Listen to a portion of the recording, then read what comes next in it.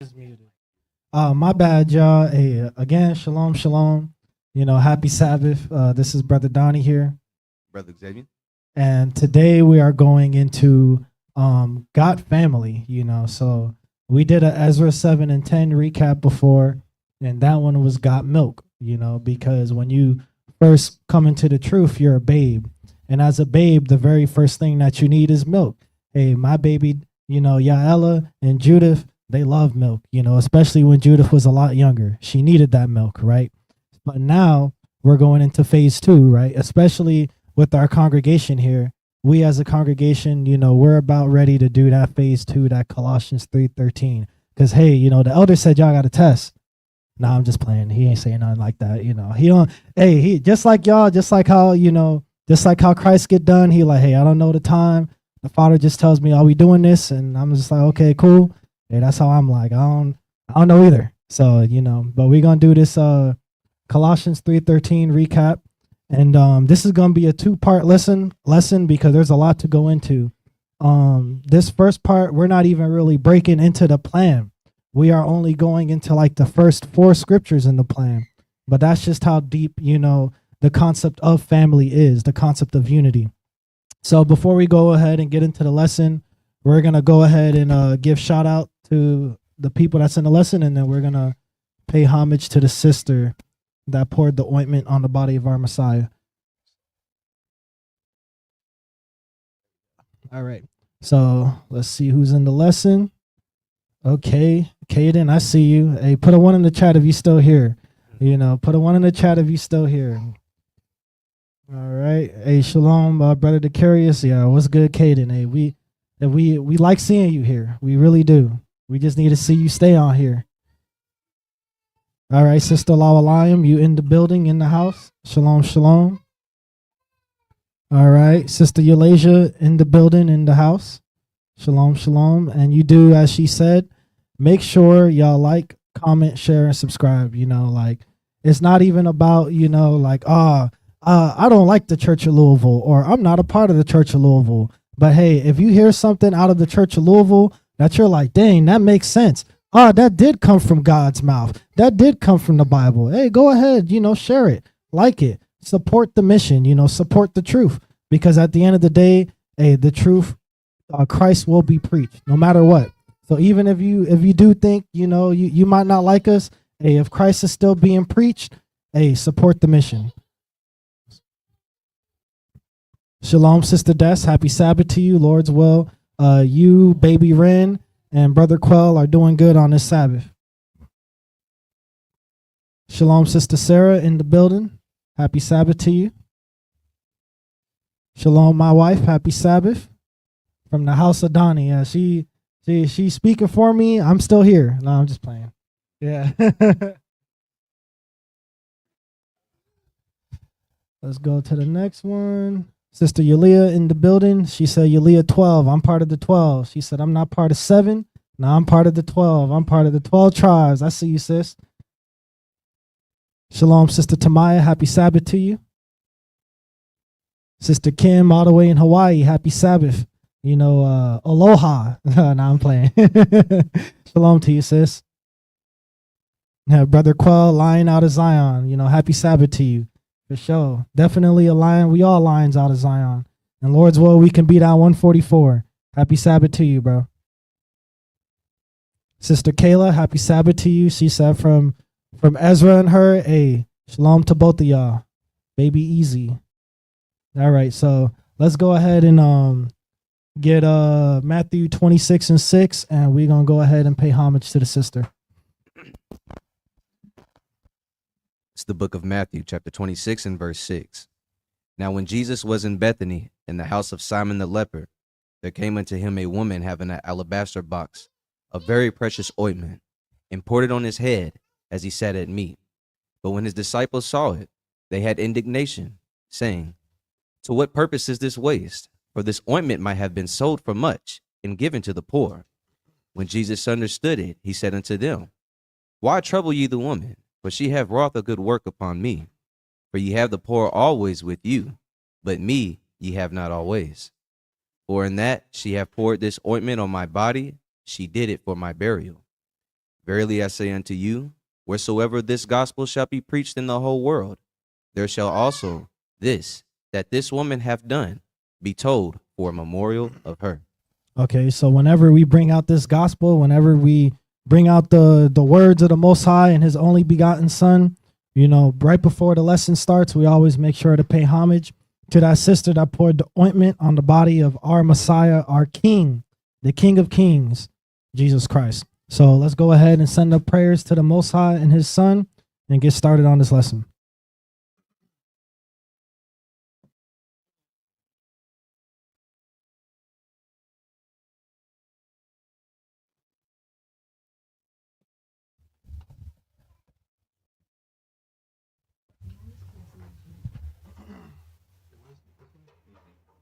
Israel, blow trumpets.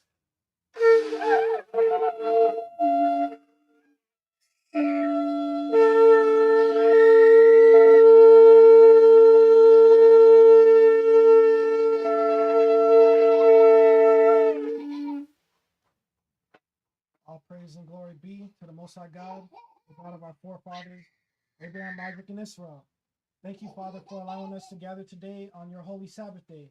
Thank you for allowing us to gather today in your name and in the name of thy only begotten Son. Keep with the fringes on, with the no mixed fabrics on, with the no cooked food. Thank you, Father, for allowing us to gather in your regime. Thank you for allowing us to assemble, Father, because we know that we are a scattered people and we're scattered all throughout the earth. So please, Father, especially for those that are sick and shut in, I pray that you have your hand over them. And for those that have a desire, for those that have a will to want to seek you, to want to know you, please, Father, shine your light on them so that they may see what is good, so that they may see what is right and be healed and may be comforted by these law, statutes, and commandments that you gave us from the very beginning.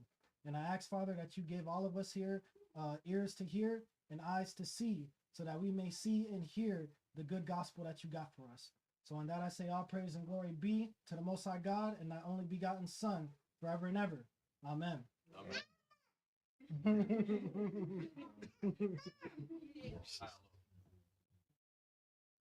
We'll do. All right. Okay. Hey, I see you, Caden. Okay. He said, hey, I just got back. I had to do something. I just want to let y'all know I was listening. I see you, man. Hey, stay with us because I know you especially, know a lot about the scriptures because you was in that boot camp with me. You was in that dojo. So, hey, welcome back to the dojo, Welcome back. Hey, Shalom, Brother Judah. Hey, nice to see you. Happy Sabbath to you. All right, so let's go ahead. We're going to get into the first scripture. It's going to be Deuteronomy 28 and 54. Yeah, man, that sound, man.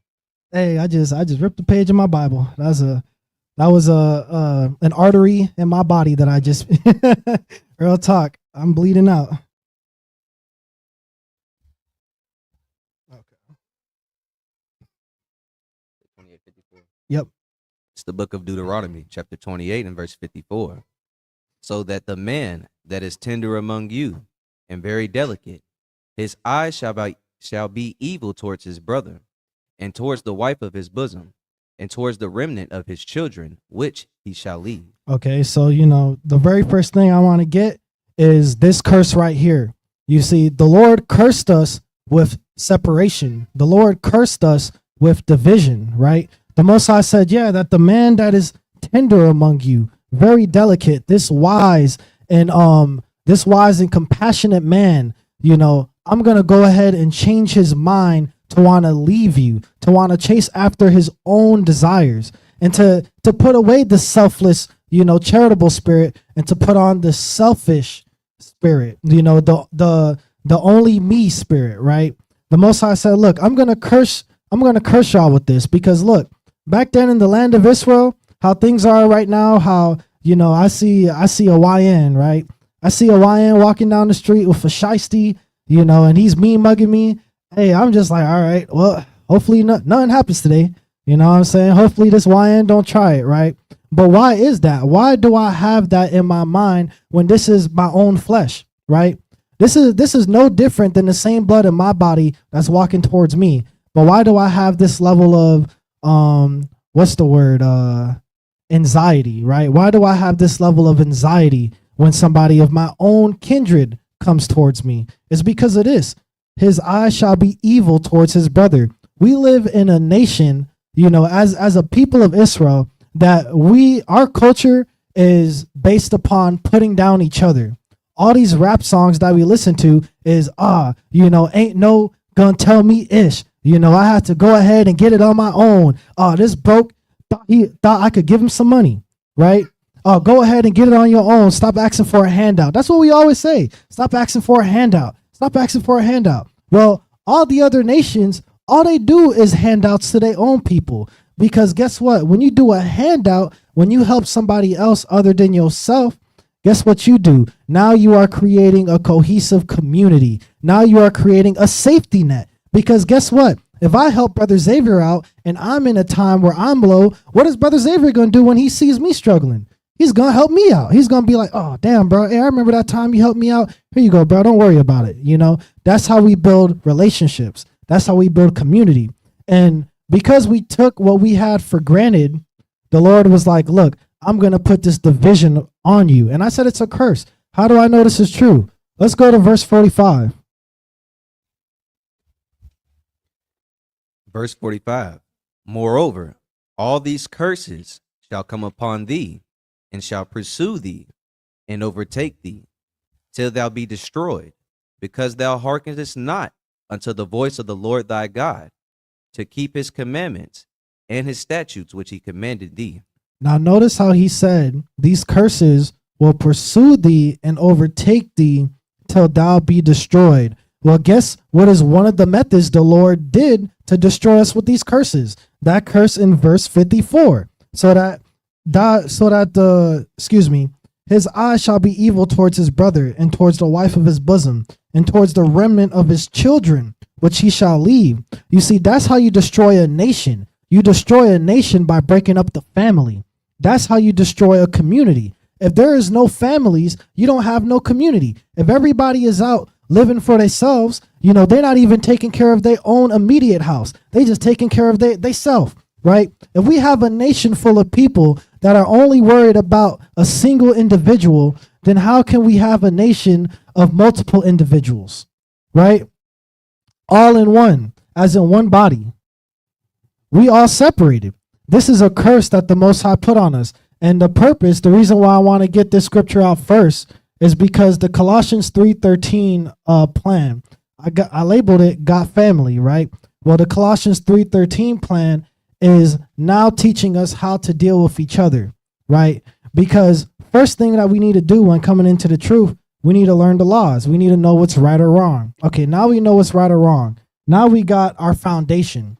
Well, now we need to know how to do what's right or wrong with being with somebody. Because things are always harder when you evolve another person, right? There's a reason why people in the truth want to be, to themselves. Because it's easier to keep the commandments when you don't have nobody bothering you. It's easy to exercise mercy if there's nobody to exercise mercy to, right? When you involve other people, now you open yourself to, uncomfortable situations. Now you open yourself to a possibility where, dang, I have to talk to him because he just offended me, or he just crossed the boundary. And dang, now I have to go ahead and let him know. Or you go ahead and you see a brother that's struggling. Now you have to take time out of your life, resources out of your life to try to go ahead and help this brother and put him back on his feet. You see, that takes effort, right? That takes work. Now, in order to do this correctly, we need to do this the way that God had it set up for us. So we're going to go ahead and we're going to get 1 Kings 10:1. And I really want to go to this scripture first because, again, the purpose of this class is understanding the importance on creating a better community, right? We got to understand that our God gave us a syllabus, right, on how to treat each other that was so effective that the nation of Israel was looked at in awe. All the other nations was coming to us and being like, dang, look how unified these people are. Look at how orderly everything is. Look at the systems that's set in place. Look at the government that they have. Look at how they handle issues and problems. Wow, we want to be like those people right there. right? When we was operating under these laws, the laws that involves dealing with each other, no one could stop us, right? Why you think in the 80s we all talk about it? Oh, the CIA put coke in the 80s to create gangs, because we had gangs before, but these gangs were police. You know, these gangs were the police of our communities. We turned to these gangs to provide us with actual protection. They actually cared about the community. Well, guess what? When the Edomites, when our oppressor that the Most High put over us, devised this new device called drugs, right? This new way that we can get out of this bad situation that we in. Hey, look, you Negroes can get out of this hood if you just go ahead and sell coke. You don't need to go to college no more. You don't need to try to get a degree, right? Just go ahead, take this key, break it down, and go sell it to your people. And watch yourself be in the nice mansion with the white man or with that white woman, right? You're going to get that white woman that you always wanted if you just go ahead and you put your people last, right? So we got to understand the importance of community, of unity. These laws that the Most High gave us in regarding how to deal with each other was so effective that we had the mightiest people come to our nation and be amazed, right? So we're going to get 1 Kings 10 and verse 1. It's the book of 1 Kings, chapter 10 and verse 1. And when the queen of Sheba heard the fame of Solomon concerning the name of the Lord, she came to prove him with hard questions. And she came to Jerusalem with a very great train, with camels that bear spices, and very much gold, and precious stones. And when she was come to Solomon, she communed with him of all that was in her heart. Okay, so first off, we got the Queen of Sheba, right? This is like a Cleopatra. You know what I'm saying? Coming to our congregation right here. Cleopatra came and was like, damn, look at how unified you guys are. Oh man, you got the boys separated with the girls. You got everything decently and in order. Nobody is over here. You know, oh man, we got your sisters aren't walking around in skin tight clothes showing off their booty. You know, man, look at how unified everything is, right? So we got the Queen of Sheba. She came down because she's like, you know what? I heard the fame of the name of the Lord, man. I've heard great things of this Most High, how he, split the Red Sea for y'all, how he went ahead and took down the walls of Jericho for y'all, how he went ahead and gave you all the land of Canaan. I heard this great name called the Lord. And you know what? They said you had a lot of answers. So let me go ahead and notice how it said that she tried to prove him with hard questions. She was like, no, I want to see if you really about that, right? Let's go to verse 3. And Solomon told her all her questions. There was not anything hid from the king, which he told her not. Read.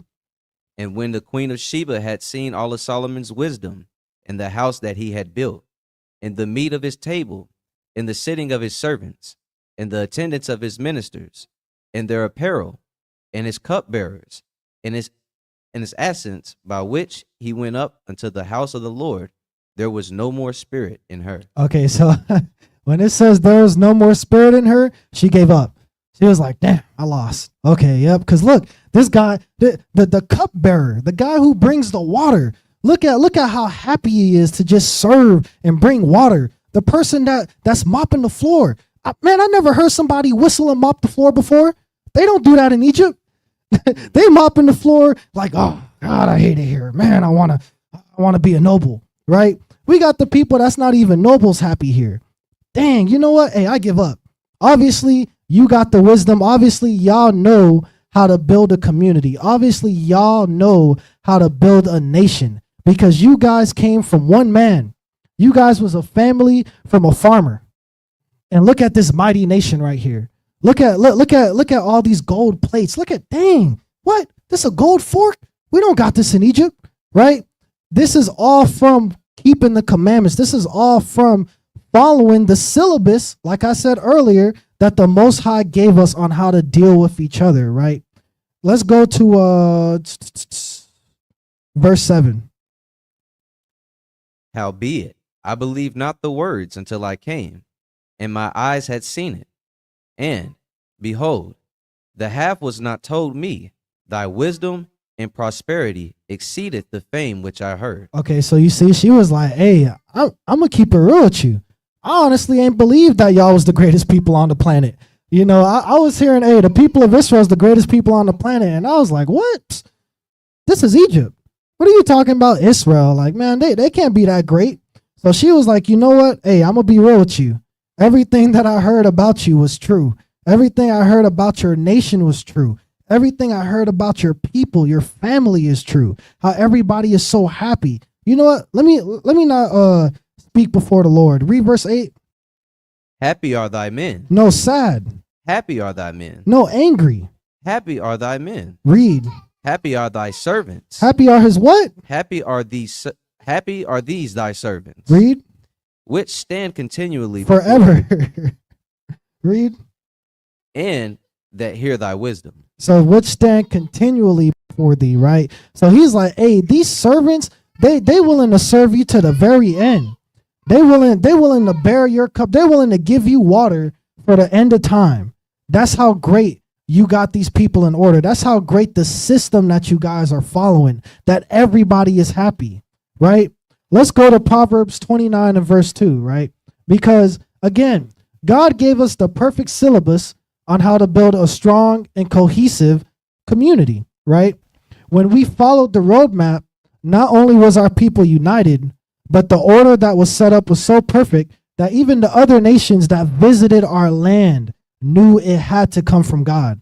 That's how perfect things were. You got to remember, the land of Canaan, before the Israelites came and took it over, and yes, slaughtered the nations that were there, you got to understand those nations that were there, they were sacrificing their children. They were eating their babies. They were touching little boys and little girls. They didn't have no age limit on who was an adult and who was a child. Right? They were sodomites. These people didn't have no order. It was the Badlands. So yeah, they had to go. And the Most High exterminated them with the Israelites. And guess what? That new seed was planted in that soil. And look at the tree that was brought forth. It was a tree that has so much fruit that nations across a whole nother region can be like, dang, look how big that tree is. Look how much fruit is on that tree. You know what? Let me go prove that tree. Let me go taste that fruit. And you go there and you taste the fruit, and it's the sweetest fruit you ever tasted in your life. That's what the Queen of Sheba, that was her experience. She said, dang, this is what God is like. This is what God's people is like, right? That's why the heathen stole it from us, right? And tried to paint us as Africans, you know, clicking with our tongue, you know, in the safari with a spear. Like, no. When our true origin story was kings, priests, and queens. That was our true origin story. Our true origin story wasn't being naked, being called Zulu, you know, trying to chase a boar, trying to chase a gazelle. You know what I'm saying? Hey, for real. Hey, Queen of Sheba, you better ask somebody. Oh, man. Hold up. Nah, you good. Hey, and it's just like what Sister Kim said. Taste and see for yourself. Because, hey, that's what the Most High, that's what the Most High tells us, right? When we question the Lord, the Most High says, prove your cause. He's like, all right, go ahead, prove it. You think I'm wrong? All right, go ahead. Try to disprove me making the sun stand still for a whole day. Try to disprove that, because even the scientists can't do that, right? So the Queen of Sheba was like, you know what? Let me try this guy. And guess what? She was like, dang, this is a godly society. So I say that to say, we need to return to our original society, right? The only way to do that is if we deal with each other the way God commanded us to, right? Because every good thing that we had as a nation came from us listening to God. Every good thing that we ever had, it came from us obeying the Most High, right? Every bad thing that we ever received as a nation came from us disobeying the Most High, right? The Most High gave us these laws not to be a jerk. Not to be like, oh yeah, you can't eat that no more because I just don't want you to. No, the Lord was like, don't eat that no more because that's bad for you. The Lord was like, here, you are the children of God. I don't want the children of God wearing clothes with mingled fabrics. You know, I want you guys to have 100%, the best of the best, right? Put these fringes on your clothes because that's going to distinguish you as royalty from everybody else in the world. When I'm at work, people be like, oh man, oh, this is so cool. Who did that, man? Oh, that's so nice. Is that a fashion statement? No, this is a commandment. And I know it looks beautiful because God told me to do it. That's why it looks so good, right? We got to go back to these old ways, just like in Jeremiah. We have to go back to the old paths, right? Let's get Colossians 3:13, because I'm saying, okay, we have to now deal with each other, right? Well, dealing with each other is hard. Hey, especially Israel. We crazy. You know what I'm saying? We crazy than a mug. So dealing with crazy people is hard, I know. But hey, guess what? It's rewarding, because even me trying to have fruit trees grow, hey, it's not easy. Man, my figs got knocked down twice. You know, like for real, they got knocked down twice, splooged out of the pot. I'm just like, damn, it's like I'm watching a crime scene. I'm over there, my heart dropped. My daughter dropped the first one. I was like, oh, come on, bro. Please. You know, it's hard, right? There's going to be times where that pot's going to be spilt and all your soil is going to be out on the concrete. Are you going to have the dedication? Are you going to have the ambition to be like, you know what? I want to make this work so much that even if there's egg on my face, I'm going to clean it up and keep going, right? So, again, let's get Colossians 3:13. It's the book of Colossians chapter 3 and verse 13. Forbearing one another and forgiving one another, if any man have a quarrel against any, even as Christ forgave you, so also do ye.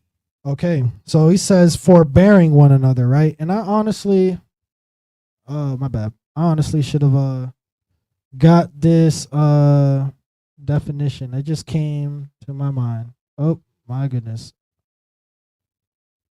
Hold on. All right, let's go here.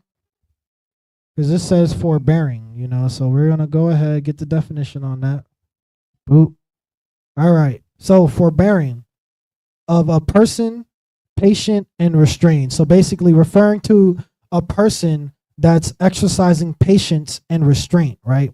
We had the example here. He proved to be remarkably forbearing whenever I was impatient or angry. Or he proved to be remarkably forbearing when I hit his car. Or he was remarkably forbearing, you know, when I ate his food. You know, so these are things that goes to forbearing, patience, tolerant. You know, that's a good one right there. Being tolerant of somebody. Being able to just be like, you know what? It's okay, bro. You know, we going to move forward from this. We going to move past this. Forgiving, merciful, you know, easygoing, not really easygoing because you don't want to be a respecter of persons. You know, that's Deuteronomy 1:17. You don't want to be like, because I like Brother Xavier and I saw him go ahead and cook something on the Sabbath, I'm not going to say nothing, you know, because I like Brother Xavier, you know. No, I'm going to be like, hey, bro, what's going on with that? And same, likewise with Brother Xavier. Brother Xavier's going to be like, hey, bro, what you doing, right? But again, Brother Xavier's not going to kick me out the house. He's not going to be like, all right, bro, you got to go. Because he's going to have patience, right? He's going to forgive. He's going to be merciful. He's going to understand. He's going to be like, you know what, bro? There was times where I messed up. You know, so I'm gonna let this slide just as long as you actively try to change, you know. So again, Colossians 3:13, you know, the scripture that makes up the plan, the scripture that is the focal point of the class, forbearing one another, right? Being tolerant of one another, being patient with one another. And notice how it says, if any man have a quarrel against any, if any man has an altercation with any, you know, even as Christ forgave you, you know, so also do ye. Because I guarantee you, right, there is nobody, man, I bet everything, that there is not a single person in this walk that has been walking this walk spotless. Because, hey, you're Christ. And there's only one Christ to my knowledge, you know, unless somebody knows something different to me. But there's only one Jesus Christ. So I know without a shadow of a doubt that every single person that's watching this has committed a trespass against Christ. Right? But guess what? You're still alive right now. I know this is true because you in the lesson. Hey, all praises. You know, you listening, you alive right now. Christ gave you that mercy and patience. So that's the same level of mercy and patience you got to do for someone else. Because hey, we all came from different parts, right? You know, there was some of y'all ate pork in the world, right? Some of y'all, you know, didn't wear fringes. Some of y'all wore mixed fabric clothing, right? Some of y'all might have openly hated God. Some of y'all might have openly been God's biggest hater. I was God's biggest hater. Hey, I was an asshole. You know what I'm saying? Like I was a smart ass too. So you an asshole and a smart ass. Hey, well, that's a double negative right there. So I was God's biggest hater, right? But hey, look, I'm right here. God could have killed me. Man, there was one time I was walking home with my homie.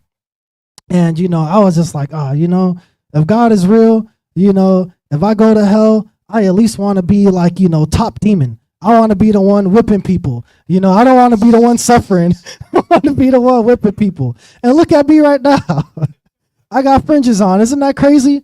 That just goes to show you that we all come from different parts of life, right? Hey, Paul was a murderer. Paul was a blasphemer, right? Paul was these things too. But Paul was one of the biggest advocates for Christ. Let's get that. Let's go to 1 Timothy 1 and verse 12. This is the book of 1 Timothy, chapter 1 and verse 12. And I thank Christ Jesus our Lord, who hath enabled me, for that he counted me faithful, putting me into the ministry. Read. Who was before a blasphemer and a persecutor and injurious, but I obtained mercy because I did it ignorantly in unbelief. Good. Hey, all praises to the Most High, because he did it ignorantly in unbelief. And guess what? There's going to be times when a brother or a sister is going to do a trespass against you ignorantly. Maybe they just didn't know that was a boundary that you had. You know, maybe you going ahead and taking off your shoes is offensive, right? You taking off your shoes and you know you just offended the person. He's like, hey, bro, you know, I don't like it when people show their feet around me. You know, like, hey, that's highly offensive, bro. Are you gonna have the mercy and patience that Christ had for you when you was eating that pork chop, when you was eating that bacon, when you was fornicating on a holy day? Are you gonna have that mercy and patience that Christ had for you to that brother or to that sister, right? Because hey, this is Paul. Hey, Paul was so great that the Christianity, hey, that's the top dog right there. You know, Christianity loves Paul, right? So much that they twist the heck out of his words, right? So you got to understand, this was a mighty man in the faith, right? And before he was called, he was a blasphemer. He was a persecutor. He was killing people in the truth. He was hunting people down, saying, hey man, make sure you get that Negro that talked about that Jesus guy, that crazy Negro from Nazareth. Yeah, make sure you get him, right? That's what Paul was doing. He was a Pharisee, right? Read verse 14. And the grace of our Lord was exceeding abundant. No, slightly abundant. Exceeding abundant. No, just a little bit. Exceeding abundant. Read. With faith and love, which is in Christ Jesus. Okay, so again, we going into forbearing. We're going into dealing with each other, right?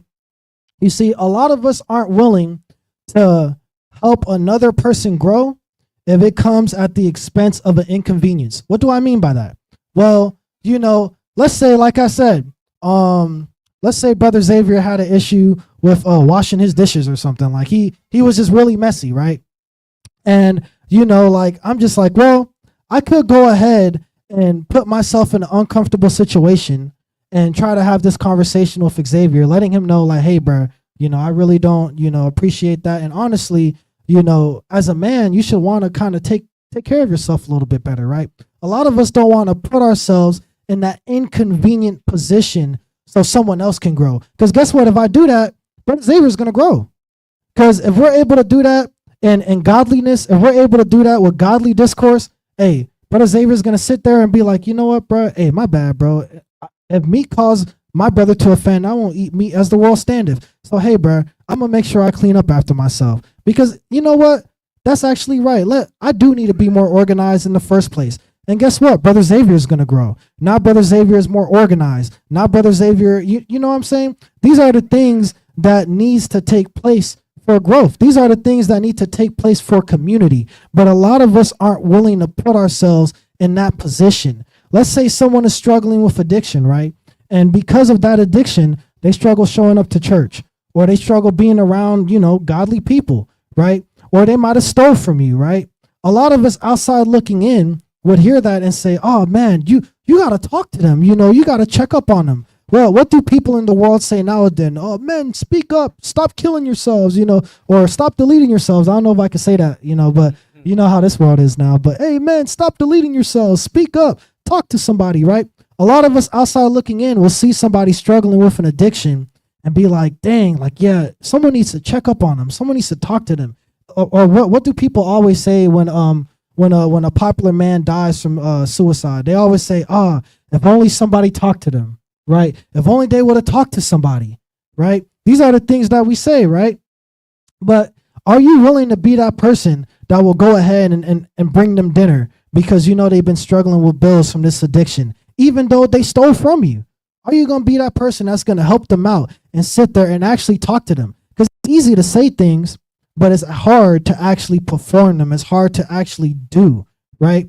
How many of us would really do that for somebody else? That requires you to use your gas, your time, your money, your resources, right? So that you can restore somebody other than yourself, right? If I go to that person with an addiction and I bring them dinner, how is that me taking care of myself? I'm not taking care of myself. As a matter of fact, I'm using, my gas, I'm using my time, I'm using my food, my resources to go ahead and give it to somebody else. I'm not going to eat this dinner, right? And I don't expect this person to pay me back because this person is struggling with addiction, right? But a lot of us, you see, are diamonds in the rough, and we can only be polished by somebody else. That's why the Most High made this walk a marathon, right? And a marathon, is it just one person running?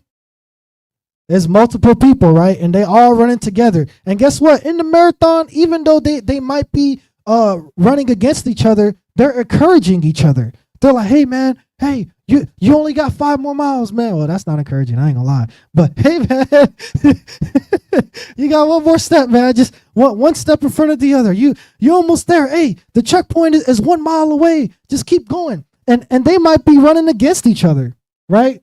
But hey, you can only get through that marathon if you get through it with someone else. But yeah, and I only bring that up. Oh yeah, hey, for real. Like the long walk. Hey, these guys were competing against each other, right? But they were exhorting each other. They were like, hey man, hey, you gotta keep moving. They're right behind us, man. Just keep going. You're almost there. And they know only one can make it. But yet they still, lifting up their brothers and being like, no, we're going to finish this together, even though they know that only one can make it, right? How many of us are willing to polish these diamonds that are in the rough, right? Because if no one is willing to, hey, we just stay in the mud. We're not going to glimmer. We're not going to shine. Let thy light shine. Your light is not going to shine if you stay in the mud. Even though you got the milk, even though you got the laws and you're like, oh man, these laws are so good. These laws are so right. If you stay cooped up in your house, like a Chinese Kung Fu master, you cooped up in the mountains meditating for 40 years, you're going to be left behind when Christ comes, because Christ is coming to grab, his people that are trying to build the kingdom of heaven back, right? The kingdom of heaven is not made by one person. The kingdom of heaven is made by the nation of Israel, right? Let's get Galatians 6 and get verse 1, because I said, we are all diamonds in the rough waiting to be polished by somebody else. And while our brother gets that, we're going to go into these comments real quick. I seen something. Oh, yeah, right here. Slap the ham sandwich out of his hand. Put that ham sandwich down, brother. Hey, for real. Oh, man. I'm spotless just like a Dalmatian, for real. He crazy. Let's see. Them in the long run, then in the long run, we will have a better team as a collective. Yeah, no, for real. And because think about it. If we, like, how the hell can you win a game if it's like, let's say Stephen Curry, right? Greatest shooter of all time, right? How the hell is Stephen Curry going to win the NBA Finals if it's just Stephen Curry versus the Rockets? He's going to get cooked. That's too many people. Yeah, Stephen Curry might be able to shoot from the parking lot, but shit, if there's 10, 12 people on Stephen Curry, how is Stephen Curry going to make that shot? Right? Stephen Curry needs a team, right? So no, I like that. In the long run, we have a better team as a collective. Hey, uncomfortable conversations create the best people. That's true. Because keeping the laws, like the Most High will purposely put you in a position where you have to choose being comfortable or choose him. He will purposely put you in that position, right? So if you stay cooped up by yourself, how are you ever going to experience, those situations? How are you ever going to apply the scriptures, right? So uncomfortable conversations create the best people. A balanced out team that grows together is better. Yeah, no, for real. Hey, just like that Stephen Curry analogy.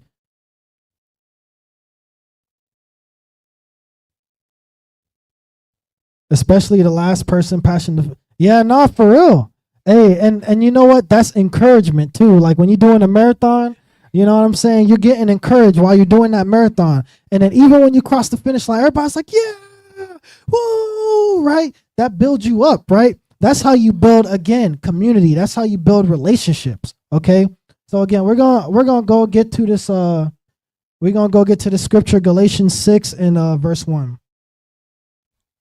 It's the book of Galatians, chapter 6 and verse 1.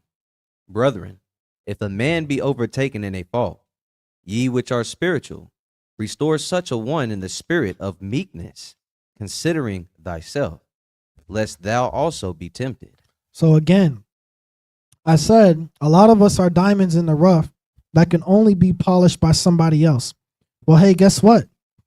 The scripture says, if any man be overtaken in a fault, ye which are spiritual, ye which keep the commandments, because the law is spiritual, right?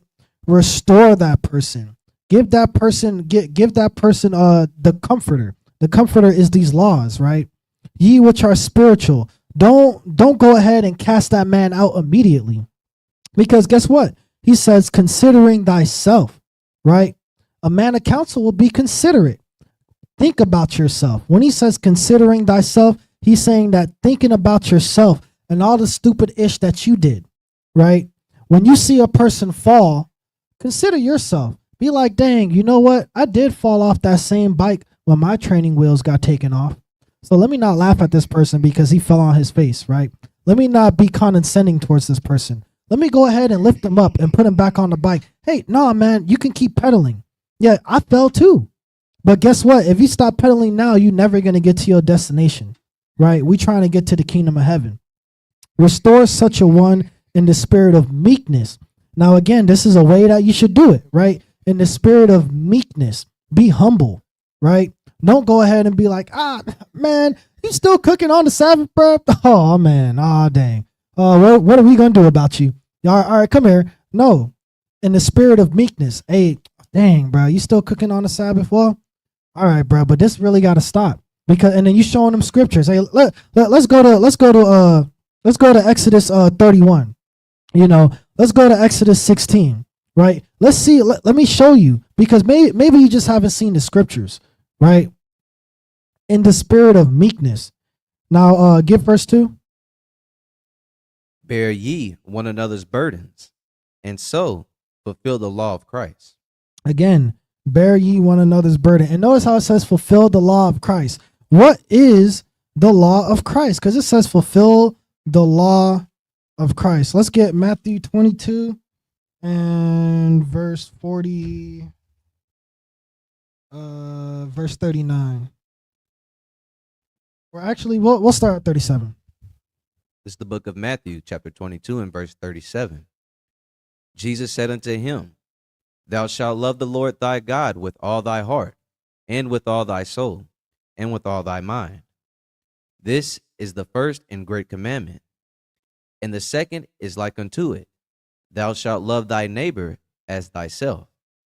On these two commandments hang all the law and the prophets. Okay, so when we go to, Galatians 6:2, where he says, bear ye one another's burdens, and so fulfill the law of Christ. Well, guess what? Christ told us to love thy brother as thyself. He said this commandment is so important that is just as important as the first commandment, which is have no other gods before me, right? He said the second is like unto it. Hey, this is just as important, right?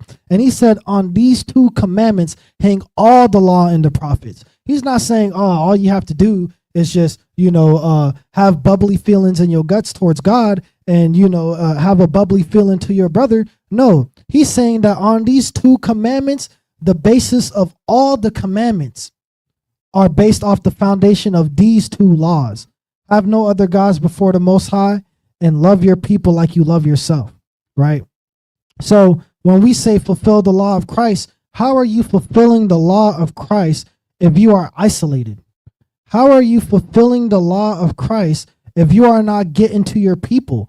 If you're not, and you may not be a person that is eccentric enough to try to be bold and go out to the streets and be like, oh, we got to keep the commandments. We're the 12 tribes of Jacob.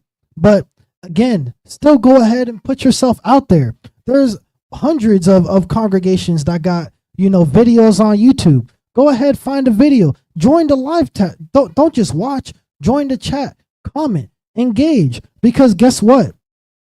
How can you really fulfill the law of Christ if you're by yourself?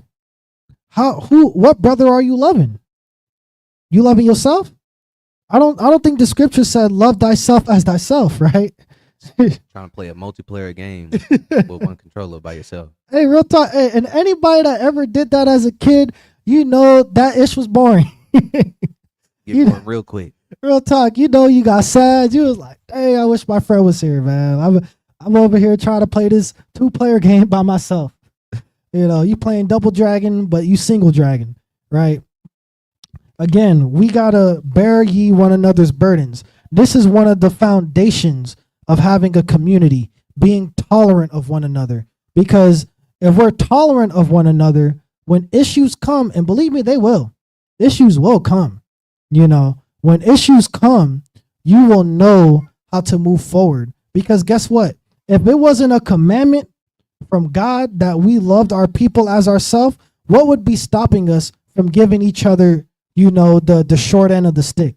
What would be stopping us of not giving each other our best? What we have now.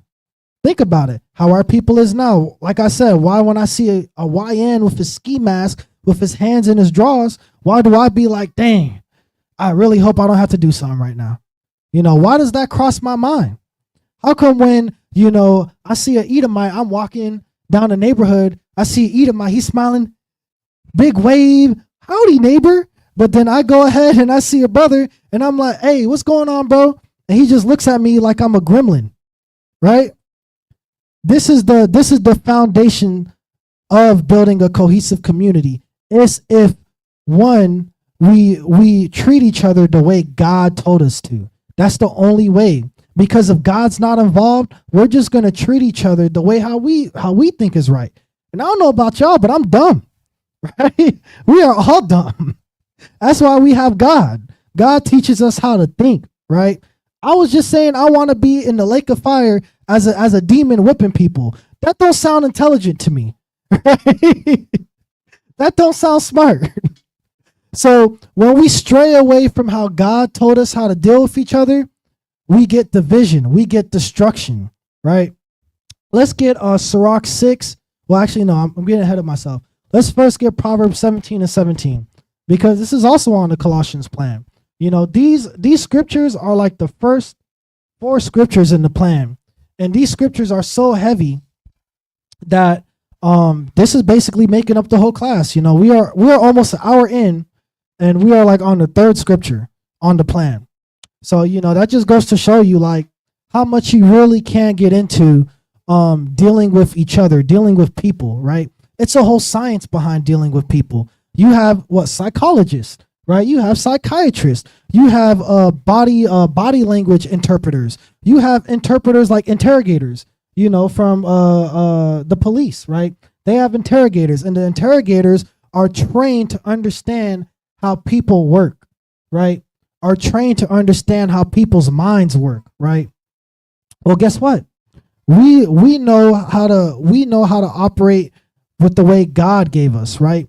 This is the greatest the greatest psychology book you could ever read because this is going to tell you exactly how people are, and it's going to tell you how to deal with certain people when those certain people come into your life, because they will.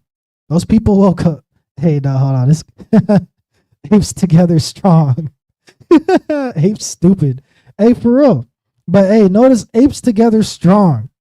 Hey, when we're together, we're strong. Notice those monkeys and Planets of the Apes were not a threat when they didn't know how to communicate to each other, right? When the monkeys did not know how to communicate to each other, they were animals. They were in cages. But as soon as they were like, hey, are you tired of this? Yeah, I'm tired of this. Man, F this. Yeah, you know what? Hey, F this too. Ooh, ah, ooh, ah. They all go ahead and boom, now it's a revolt, right? So, again, we got to understand the importance of being together. We got to understand the importance of real family, of a real brother. What does that look like? Because I'm saying, okay, we got to forbear one another. We got to be real with each other. We got to love each other. What does that person look like? How can we identify a brother or a sister that, is made for this? Let's go ahead and get Proverbs 17 and 17. It's the book of Proverbs, chapter 17 and verse 17. A friend loveth at all times, and a brother is born for adversity. A brother is born for what? For adversity. Okay, so and notice how it says a friend loveth at all times. Because again, in order to really be in a community, there's going to be times where you have to put yourself in uncomfortable situations. You see, a friend isn't going to necessarily care if you go or not, right? I have work friends, right? I necessarily don't care what they do outside of work. I could give a damn. I got this to worry about outside of work, right?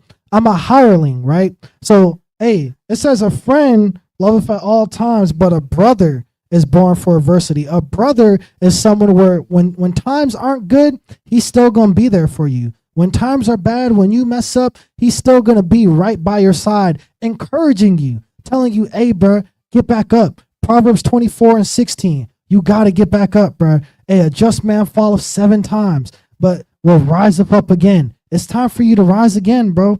Don't stay fallen. Don't stay smitten. That's what a real brother's going to do. A friend is going to be like, damn, what happened? Exactly. Hey, say it again.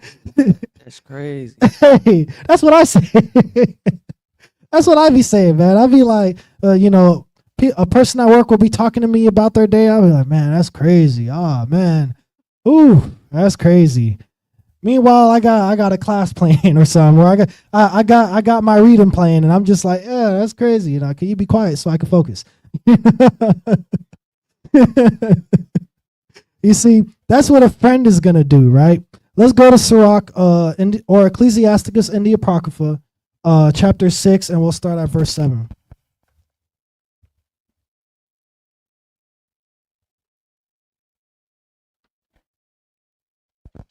It's the book of Ecclesiasticus, chapter 6 and verse 7.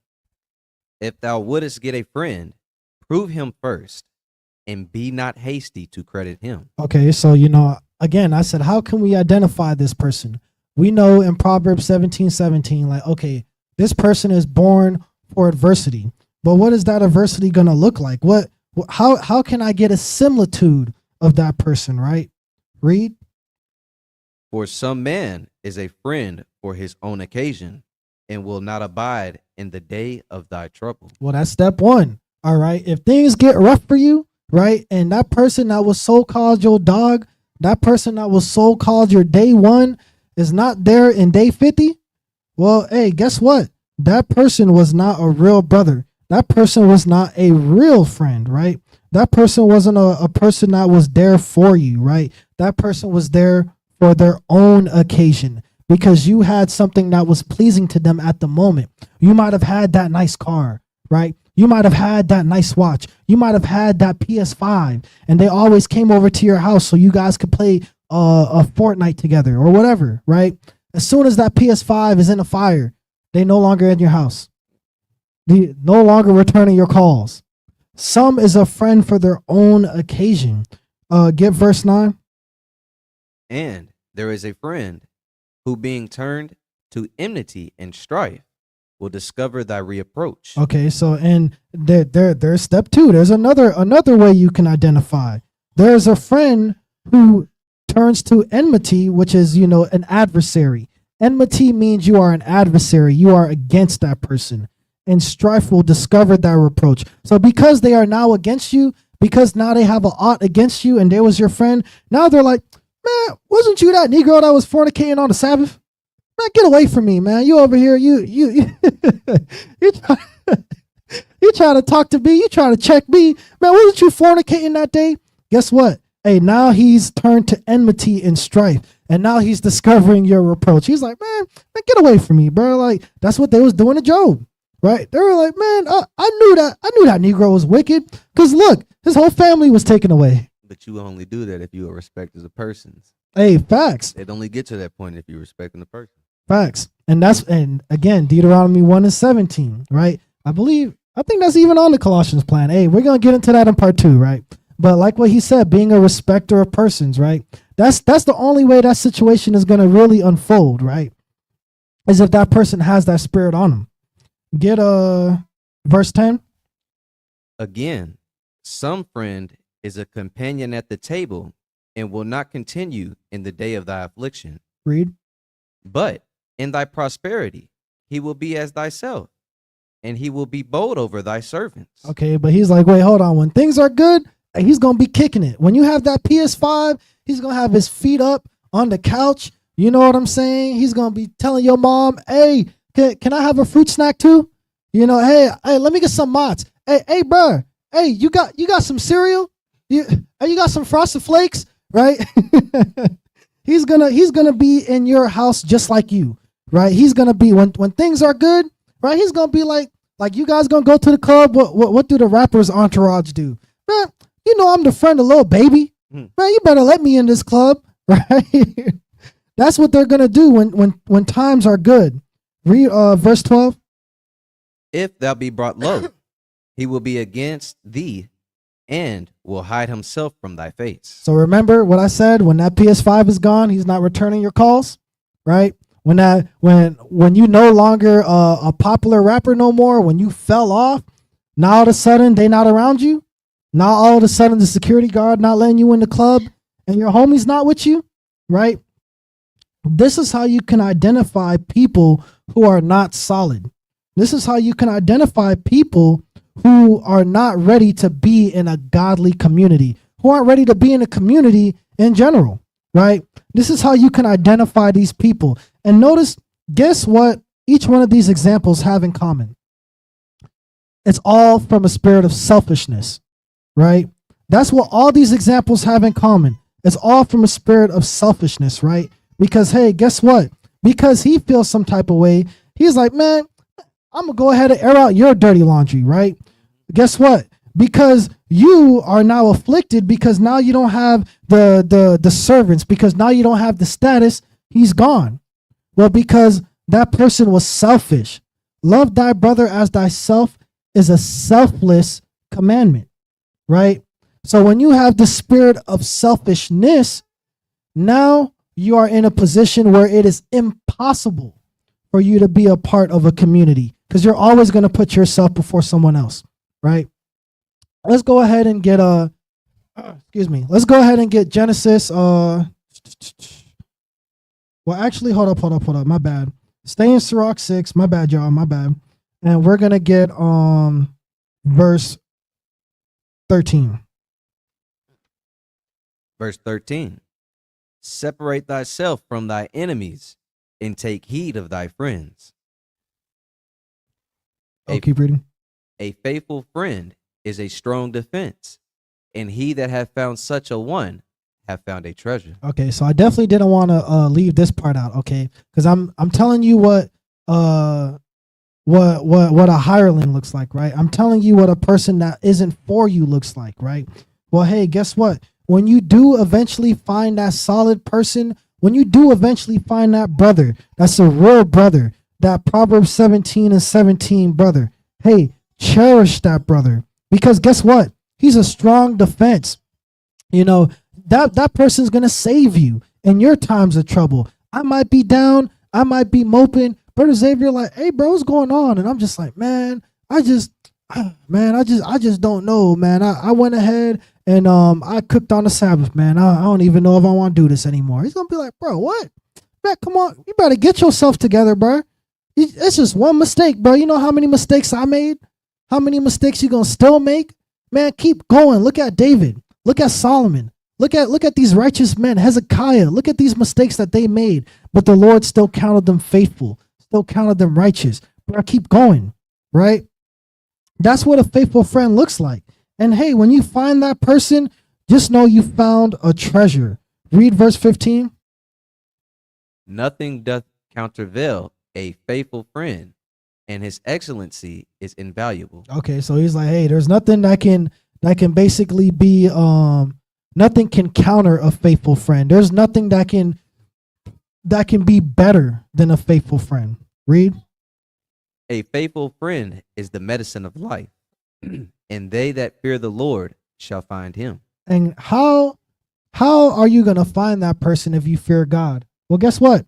If you fear God, you're going to be keeping the commandments, right?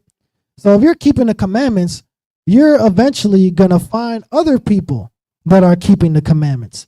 And if you find another person that is keeping the commandments in sincerity, well, hey, you just found a faithful friend. So the only way you can find this faithful friend, and this is God also telling you that the only way you can really find a solid individual is if you find somebody that loves me. If you're with somebody that doesn't love me, they're susceptible to change. They're susceptible to do you wrong because they're not following this guideline that I set in place. Right? It says that whoso feareth the Lord, and they that fear the Lord shall find him. Right? Because guess what? If you fear God, you're going to want to find more people that fear God too. If you really fear God, you're going to be tired of being around people that don't fear God. You're going to be tired of being around fornicators. You're going to be tired of being around adulterers, around murderers. You know, my homies in Miami, they would talk, oh yeah, man, look at this guy's wife I just smacked. You know what I'm saying? Like, real talk. I got tired of hearing that. You know, every time I'm around you, you talking about buns. You know, like, bruh, I'm trying to change my lifestyle, right? And guess what? Now I'm here. I'm no longer in Miami. I left the city of palm trees and sun, and now I'm here. You know what I'm saying? I left all of that so I can be around people that fear God. Because hey, guess what? I understand no amount of palm trees, no amount of sunshine, no amount of water can replace what I found right here, right? That's what I understood. And that's what you need to understand, right? If you find that person. Let's go to Genesis 37 because, you know, I'm going into showing like what forbearing looks like, right? I'm going and saying that if you want to have a community, you have to learn how to forgive each other, no matter what may happen. You know, I know my examples, they might be funny, you know, they might be not that extreme, right? But there's things that happen in the scriptures where, like, for example, if I go ahead and I'm like, you know, Brother Quell's not my brother no more, because he said my forehead's big, right? Hey, guess what? There's people in the scriptures. David was getting hunted down by Saul, and David still called Saul his master. Okay, so if I'm gonna crash out, right? If I'm like, man, forget Brother Quell, man, he said my forehead's big, right? And I don't rock with Brother Quell no more. How am I gonna look like to the Most High when he's like, man, I've had worse spirits put on other people that went after my servants, and they still love their brother. They still forbear them, and they grew from that, right? How would I look? So let's go to Genesis 37, and we'll get verse 1. It's the book of Genesis, chapter 37 and verse 1. And Jacob dwelt in the land wherein his father was a stranger, in the land of Canaan. These are the generations of Jacob. Joseph, being 17 years old, was feeding the flock with his brethren, and the lad was with the son of Bilhah, with the sons of Zilpah, his father's wives, and Joseph brought to his father their evil report. Okay, so Joseph is basically, like what we call snitching, right? But hey, that's another thing that Esau instilled in our people. Because guess what? God tells us to snitch. He's like, hey, you better sound that trumpet, because if you don't tell that person what they're doing is wrong, or if you don't tell me, hey, I'm gonna be after you and him, because you knew of that sin, right? So Joseph's being good. He's like, hey, Dad, hey, they were on BS, right? Verse 3. Now Israel loved Joseph more than all his children, because he was the son of his old age, and he made him a coat of many colors. Okay, so this is saying now Israel, Jacob, he favored Joseph out of all his sons, right? And that's natural. Everybody's always gonna have favorites, right? He favored Joseph out of all his children, right? And it was because, hey, that was the son of his old age, right? At the time, that was the only son that came from, the wife that he preferred, Rachel. So to him, that was like his golden boy, right? He's like, nah, this is my child right here, right? This was his favorite kid. Read. When his brethren saw that their father loved him more than all his brethren, they hated him and could not speak peaceably unto him. And notice it said, they hated him and could not speak peaceably towards him. Anytime they were around, man, move, little Negro, man, get away from me, man. Like real talk. It's like Joseph might drop some oranges. Oh, dang, look at this little Negro, man. He always fumbling, man. Nothing ever can. You see, they had something against Joseph because they were envious. They were jealous, right? Let me get this real quick. We joking about foreheads. I have to look. Hey, that's funny. And I ain't gonna lie, I always joke about my forehead too, because hey, I being in Miami, especially too, in middle school, hey, it was treacherous in them schools, man. I had to survive, I was a target. So I got all the jokes, But yeah, so Joseph's brothers were envious of him because Joseph was the favorite child, right? Give verse 5. Verse 5. And Joseph dreamed a dream, and he told it his brethren, and they hated him yet the more. Okay, what was this dream about? Read. And he said unto them, Hear, I pray you, this dream which I have dreamed. For, behold, we were binding sheaves in the field, and lo, my sheaf arose and also stood upright. And behold, your sheaves stood round about and made obedience to my sheaf. Read. And his brethren said unto him, Thou shalt indeed reign over us? Okay, so why are they like, man, are you saying you're going to rule us? Because Joseph, No. okay, no, you good. Because Joseph was a dreamer, right? Joseph, we're getting like a condensed story of Joseph right now, right? And we're not going to talk about this, but I'm just going to say it. Joseph, he was the person that was cast into the prison in Egypt, and the Pharaoh was having these visions, and none of his wise men can interpret these visions but Joseph. So the Most High gave Joseph the gift of sight. Essentially, he gave Joseph the gift of prophecy, right? Because what Joseph just seen was a vision of the future, right? He said, like, look, all my sheep stood upright, and all your sheep stood round about, and made obeisance to my sheep. And let's get that word too. We're gonna go ahead and get that word. I don't want nobody to be like, what does that mean? Oh wait, I got you. Omniscience. All right. Oh, wrong one. Move here. Oop.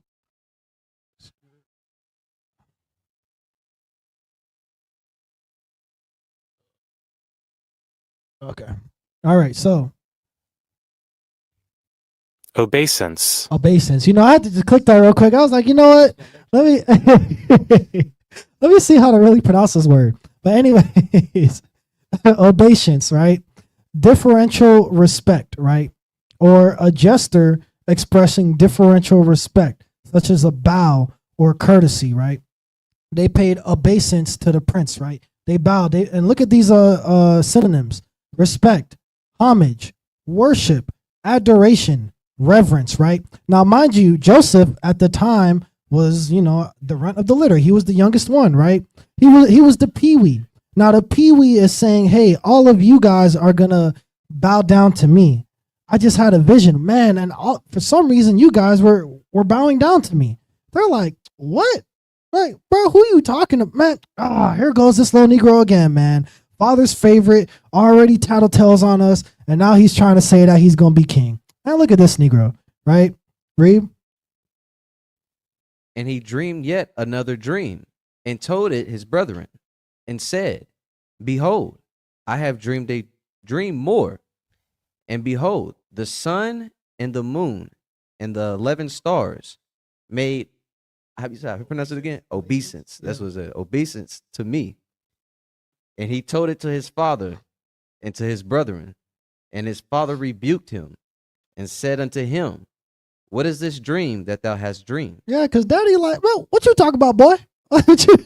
He said, "I'm gonna serve you. Man, you my son."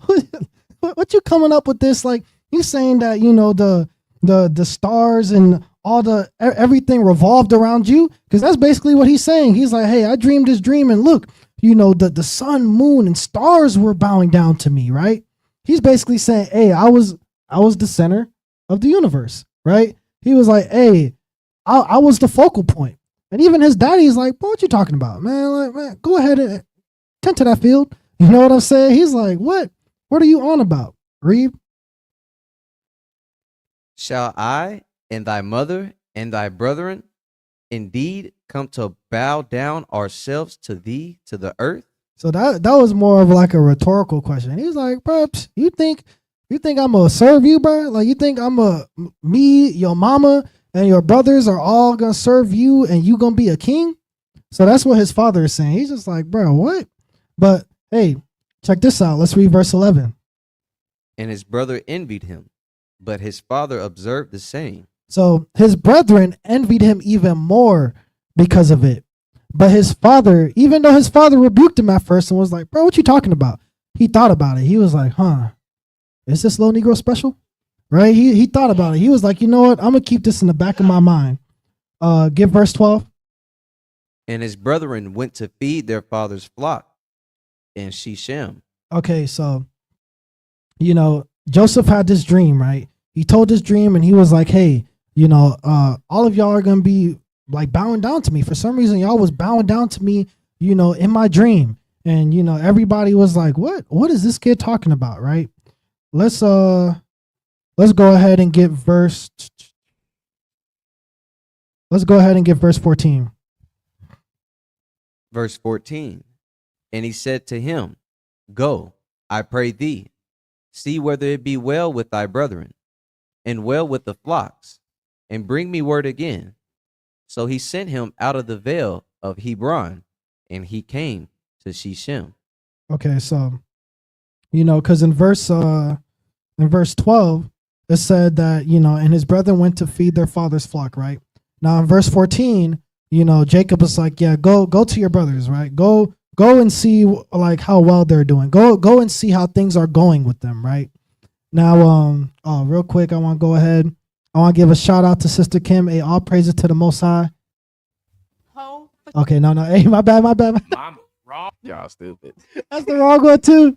The gasp in this Yeah, there we room. go. There Y'all we can go. hear the gasp in this room. Oh man, hey, I don't know these sound bites, sis. I'm sorry. Hey. But all praises, we appreciate you, sis. Hey, my bad. But yeah, so let's go ahead and read verse 15 now, because Jacob said, "Hey, go and see how your brothers are doing in Shechem," right? And a certain man found him, and behold, he was wandering in the field. And the man asked him, saying, What seekest thou? Okay, so it's like you in the store and you clearly lost looking for something, and a store associate comes to you and is like, "Hey, do you need something?" Right? So that's what's going on. Read. And he said, I seek my brethren. Tell me, I pray thee, where they feed their flocks. Read. And the man said, They are departed hence, for I heard them say, Let us go to Dothan. And Joseph went after his brethren, and found them in Dothan.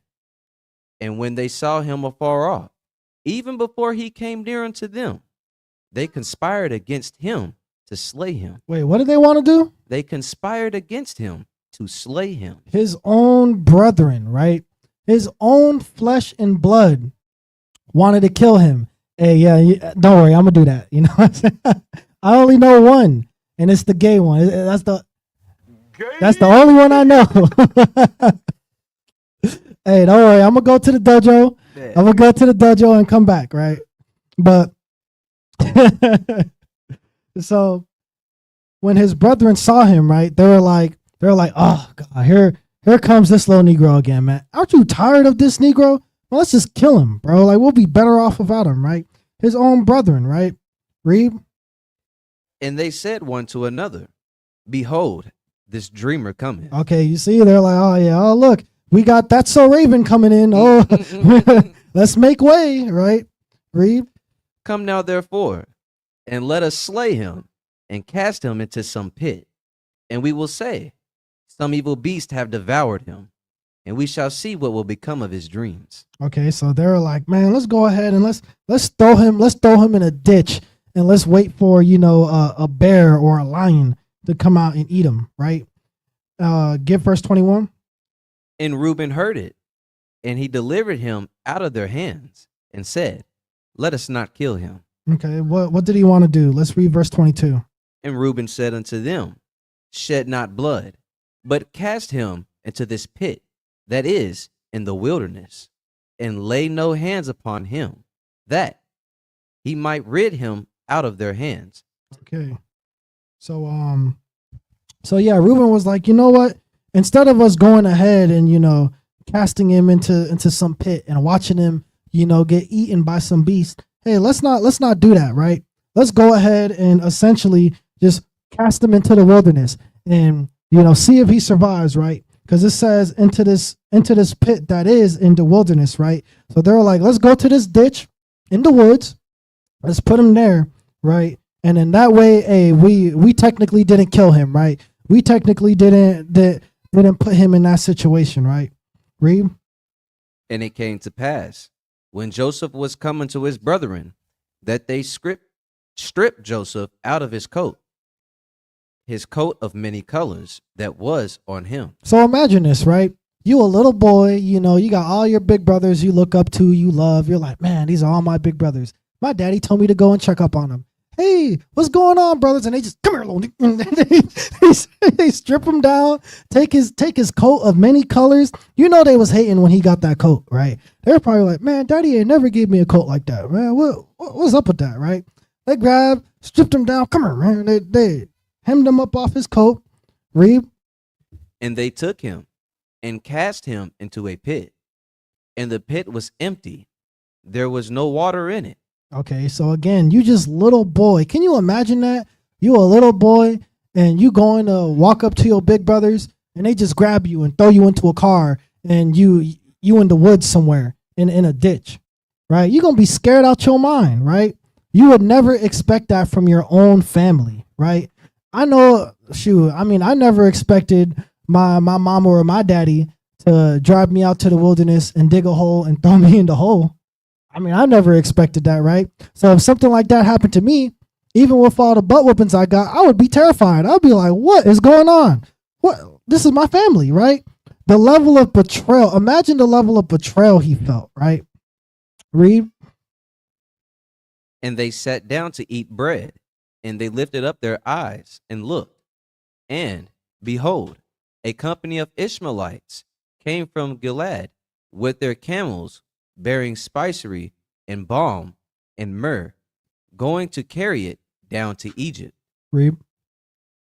And Judah said unto his brethren, What profit is it if we slay our brother and conceal his blood? Okay, so he's like, well, hey, you know what?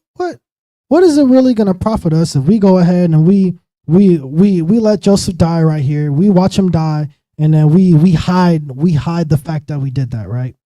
Read. Come, and let us sell him to the Ishmaelites, and let not our hand be upon him, for he is our brother and our flesh. And his brethren were content. So Judah was like, you know what, guys? Even though it was my idea first to kill this little, you know what I'm saying? Even though I was like, hey, bro, man, let's go ahead and kill him, right? Even though we all collectively agreed, like, man, let's kill this little Negro right here, right? He was like, you know what, guys? Instead of doing this, because we're still killing him, like Reuben was like, oh yeah, let's not feed him to the beast. Let's go ahead and take the blood off our hands and throw him into a pit with no food or water.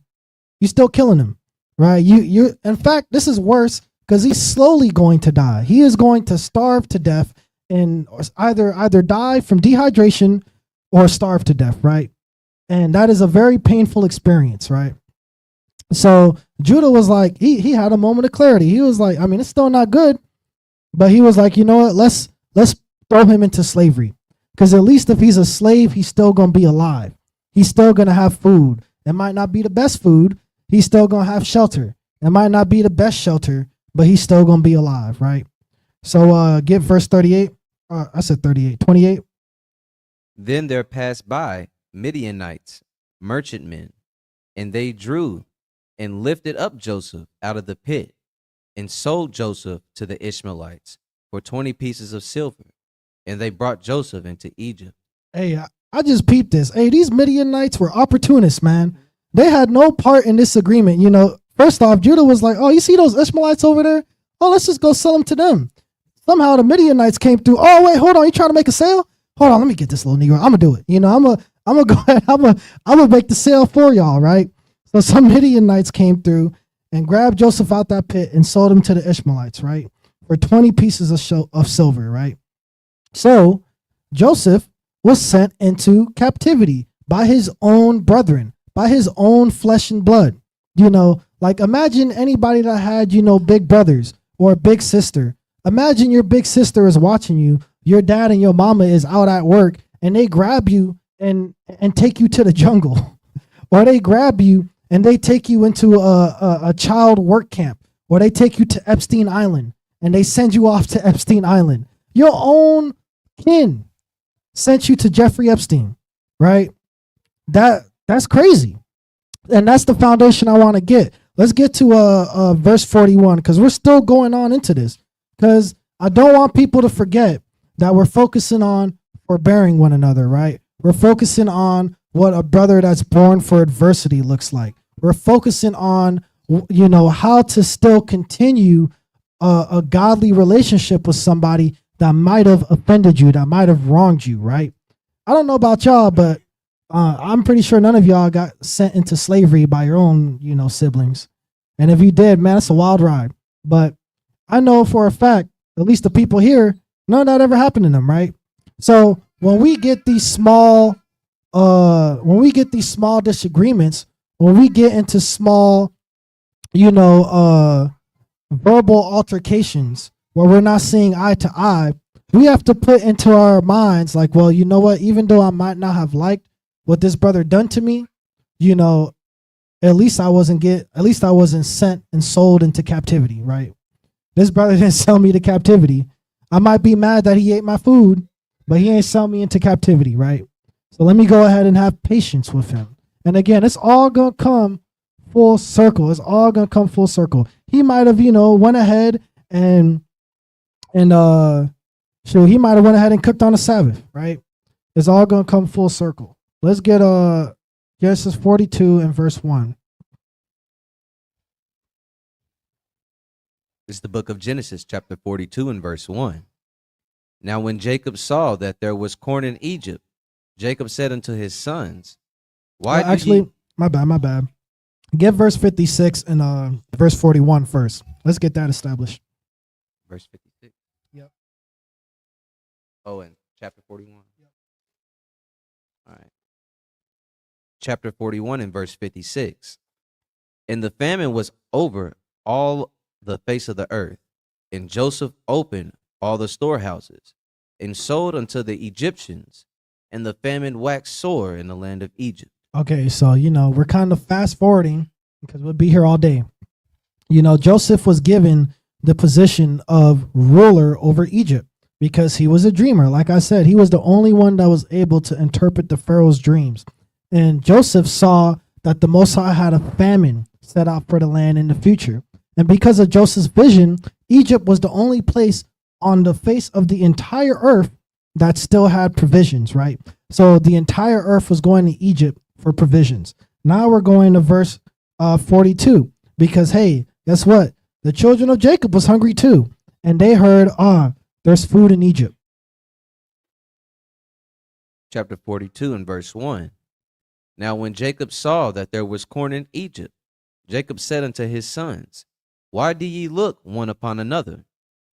And he said, Behold, I have heard that there is corn in Egypt. Get ye down thither, and buy for us from thence, that we may live and not die.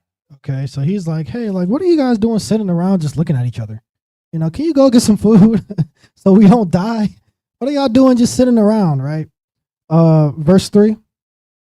And Joseph's 10 brethren went down to buy corn in Egypt. But Benjamin, Joseph's brother, Jacob sent not with his brethren, for he said, Lest peradventure mischief befall him. Okay, so Joseph's 10 brethren went out to Egypt, but they purposely left Benjamin. Joseph does not know Benjamin is even alive. He does not even know he had another brother, because when Joseph was sold into slavery, he was the youngest child. So he couldn't even grasp the concept of having a little brother, because he was the little brother, right? But guess what? This boy Benjamin, hey, Jacob was like, hey, don't send this boy too. I already lost one. I don't need to lose two, right? So Joseph's 10 brothers, the ones that was old, the ones that was established, went to go and get this corn for the family. Get verse 6. And Joseph was the governor over the land, and he it was that sold to all the people of the land. And Joseph's brethren came and bowed down themselves before him. Wait, what did they do? And bowed down themselves before him. Now that vision that Joseph had, his brethren were going to make obeisance to him, right? They were going to bow down in front of him. Now his brothers were like, oh, look at that's so Raven coming around. Well, guess what? That's so Raven saw the future, because now they bowing their heads to Joseph. And little do they know that's Joseph, right? You can't do nothing against the Most High, right? If the Most High says something will happen, it's going to happen, right? And look at what we see right here, right? His brothers went ahead and bowed down to him. Read. With their faces to the earth.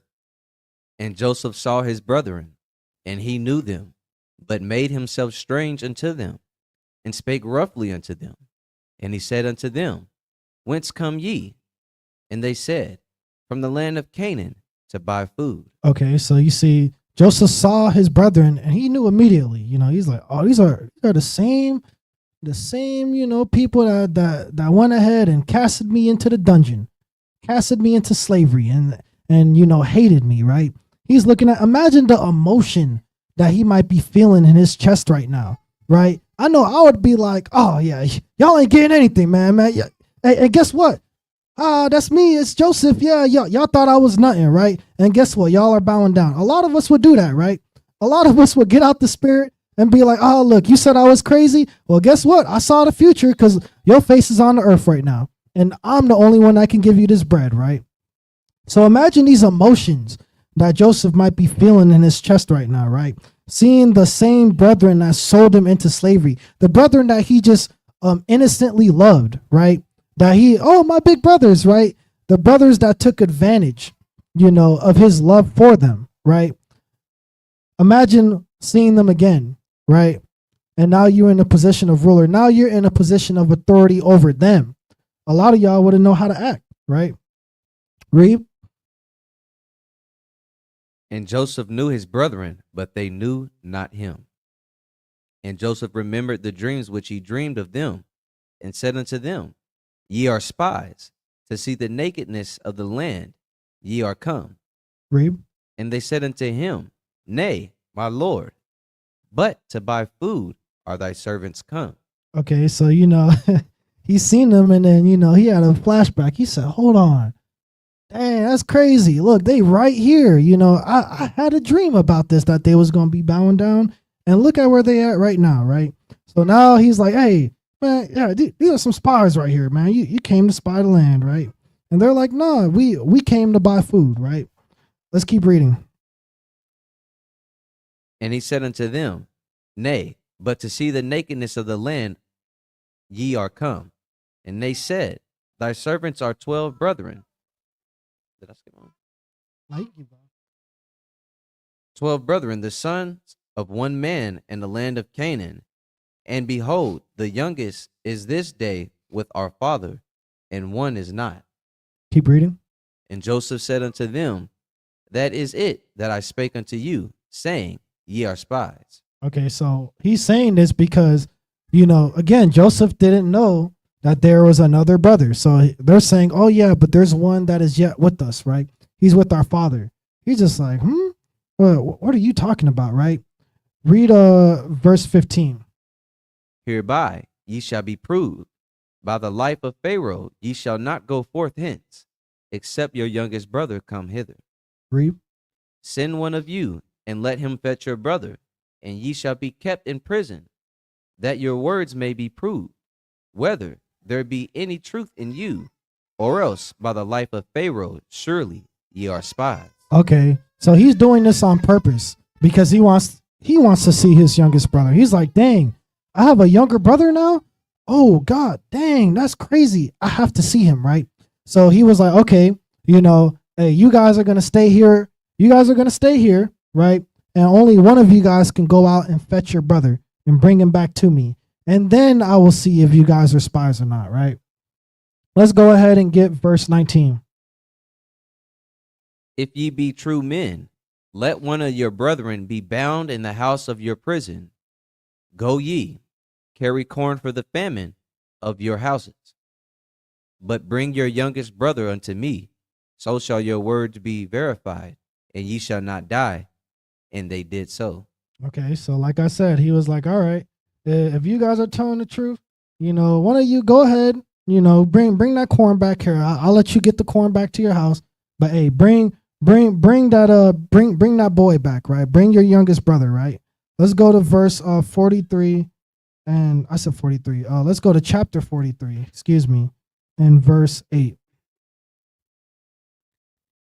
Chapter 43 and verse 8. And Judah said unto Israel, his father, Send the lad with me, and we will arise and go, that we may live and not die, both we and thou, and also our little one. So hey, they got families too. Hey, these sons of Jacob, they're adults now. They got children too. They got wives too. He's like, hey, dad, because guess what? Jacob was like, you are not sending this boy. He's like, look, if this boy is gone, you might as well not even come back and check on me, because I'm gonna be dead. If this boy dies too, I might as well go too, right? Jacob was not having that. But Judah Judah was like, hey, look, father, I'll take the responsibility. I'll take the blame. Hey, send a lad with me, right? So that we can at least go and get bread. Because guess what? We ran out of food, father, and we need more food. The only way we can go back there is if we bring the boy, right? So let's go ahead and get the next verse. I will be surety for him. Of my hand shalt thou require him. If I bring him not unto thee and set him before thee, then let me bear the blame forever. Read. For except we had lingered, surely now we have returned this second time.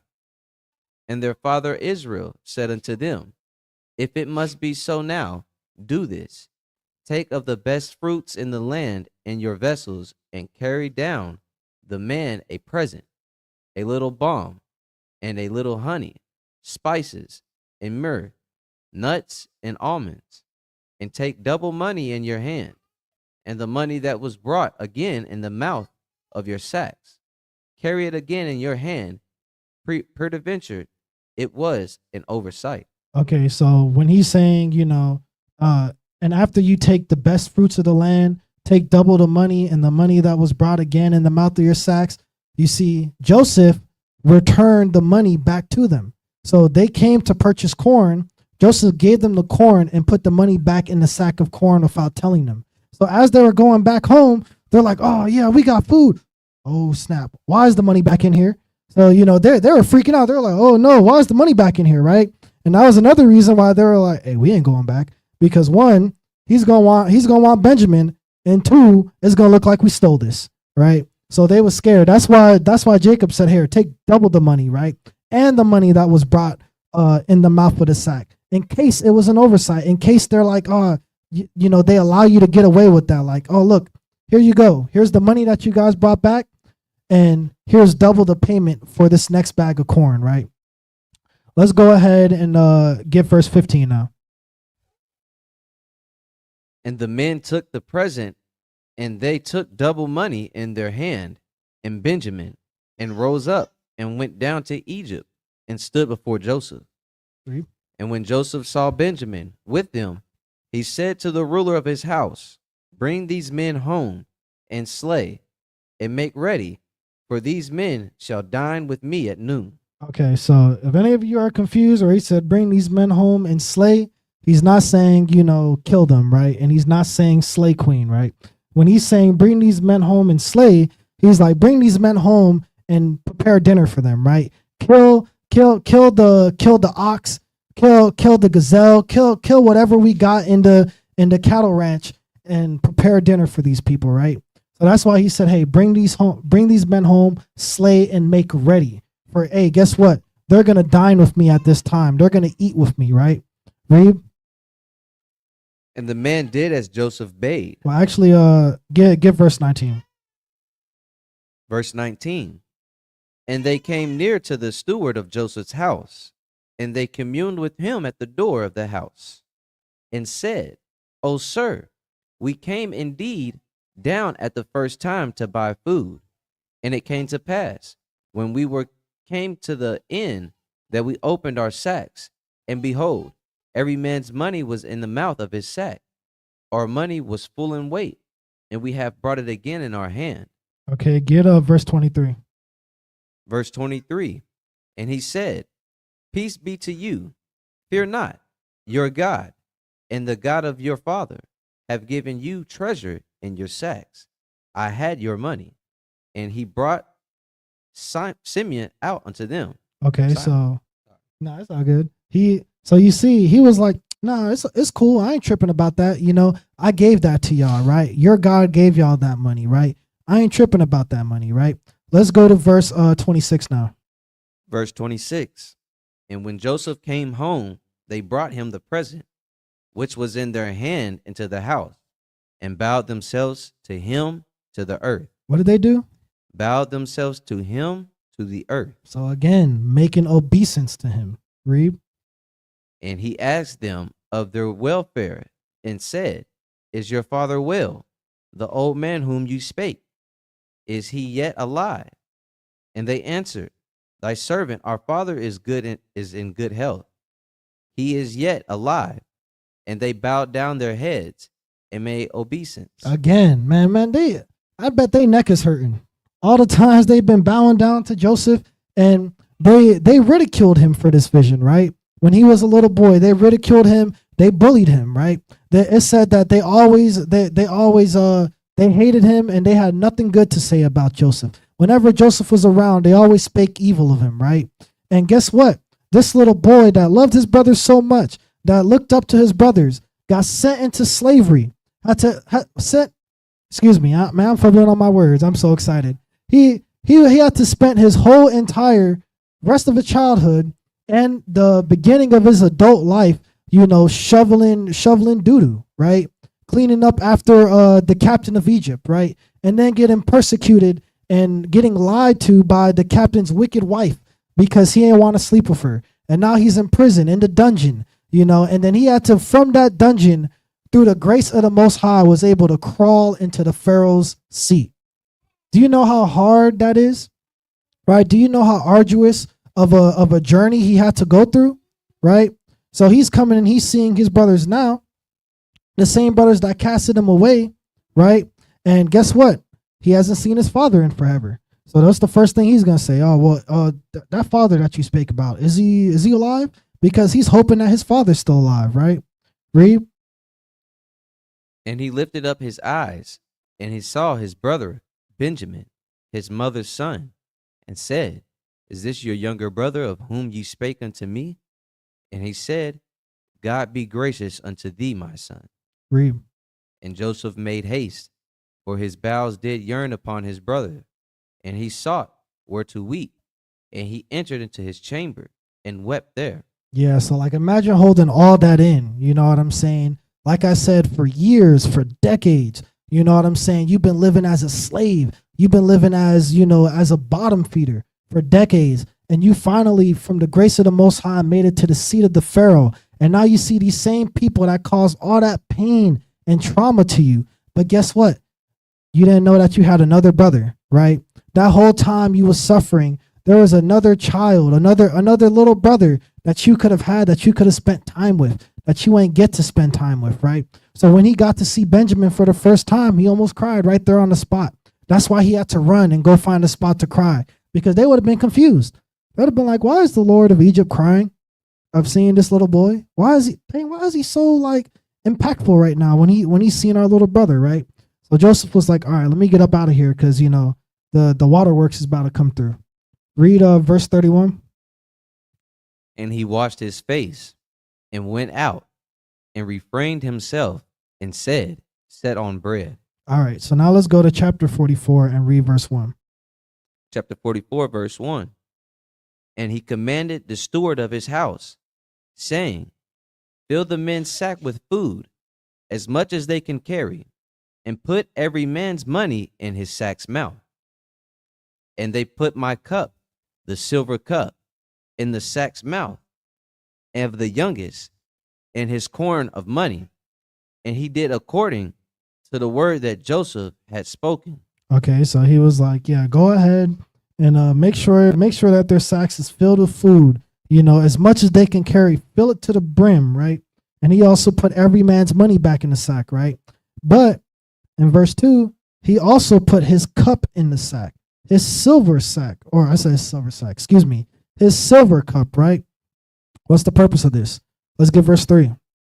As soon as the morning was light, the men were sent away, they and their asses. And when they were gone out of the city, and not yet far off, Joseph said unto his steward, Up, follow after the men, and when thou dost overtake them, say unto them, Whenceforth have ye rewarded evil for good? Okay, so Joseph set them up now, right? I bet he was like, man, y'all set me up, I'm gonna set y'all up, right? Because in his mind, he was just gonna take Benjamin. He was like, because think about it, these are the people that caused you this great trauma, right? In his mind, he probably like, man, F these Negroes, man. But you know what? This boy right here, Benjamin, you didn't have no part in that sin, right? And I want to get to know you. I haven't seen you my whole life, my little brother, right? I would be that way if I had a little brother I didn't know about. I'd be like, whoa, hold on, I need to get to know you, right? That's the spirit that Joseph has. So he set them up to create a situation where he can take Benjamin for himself. How do I know this is true? Let's get verse 7. Verse 7.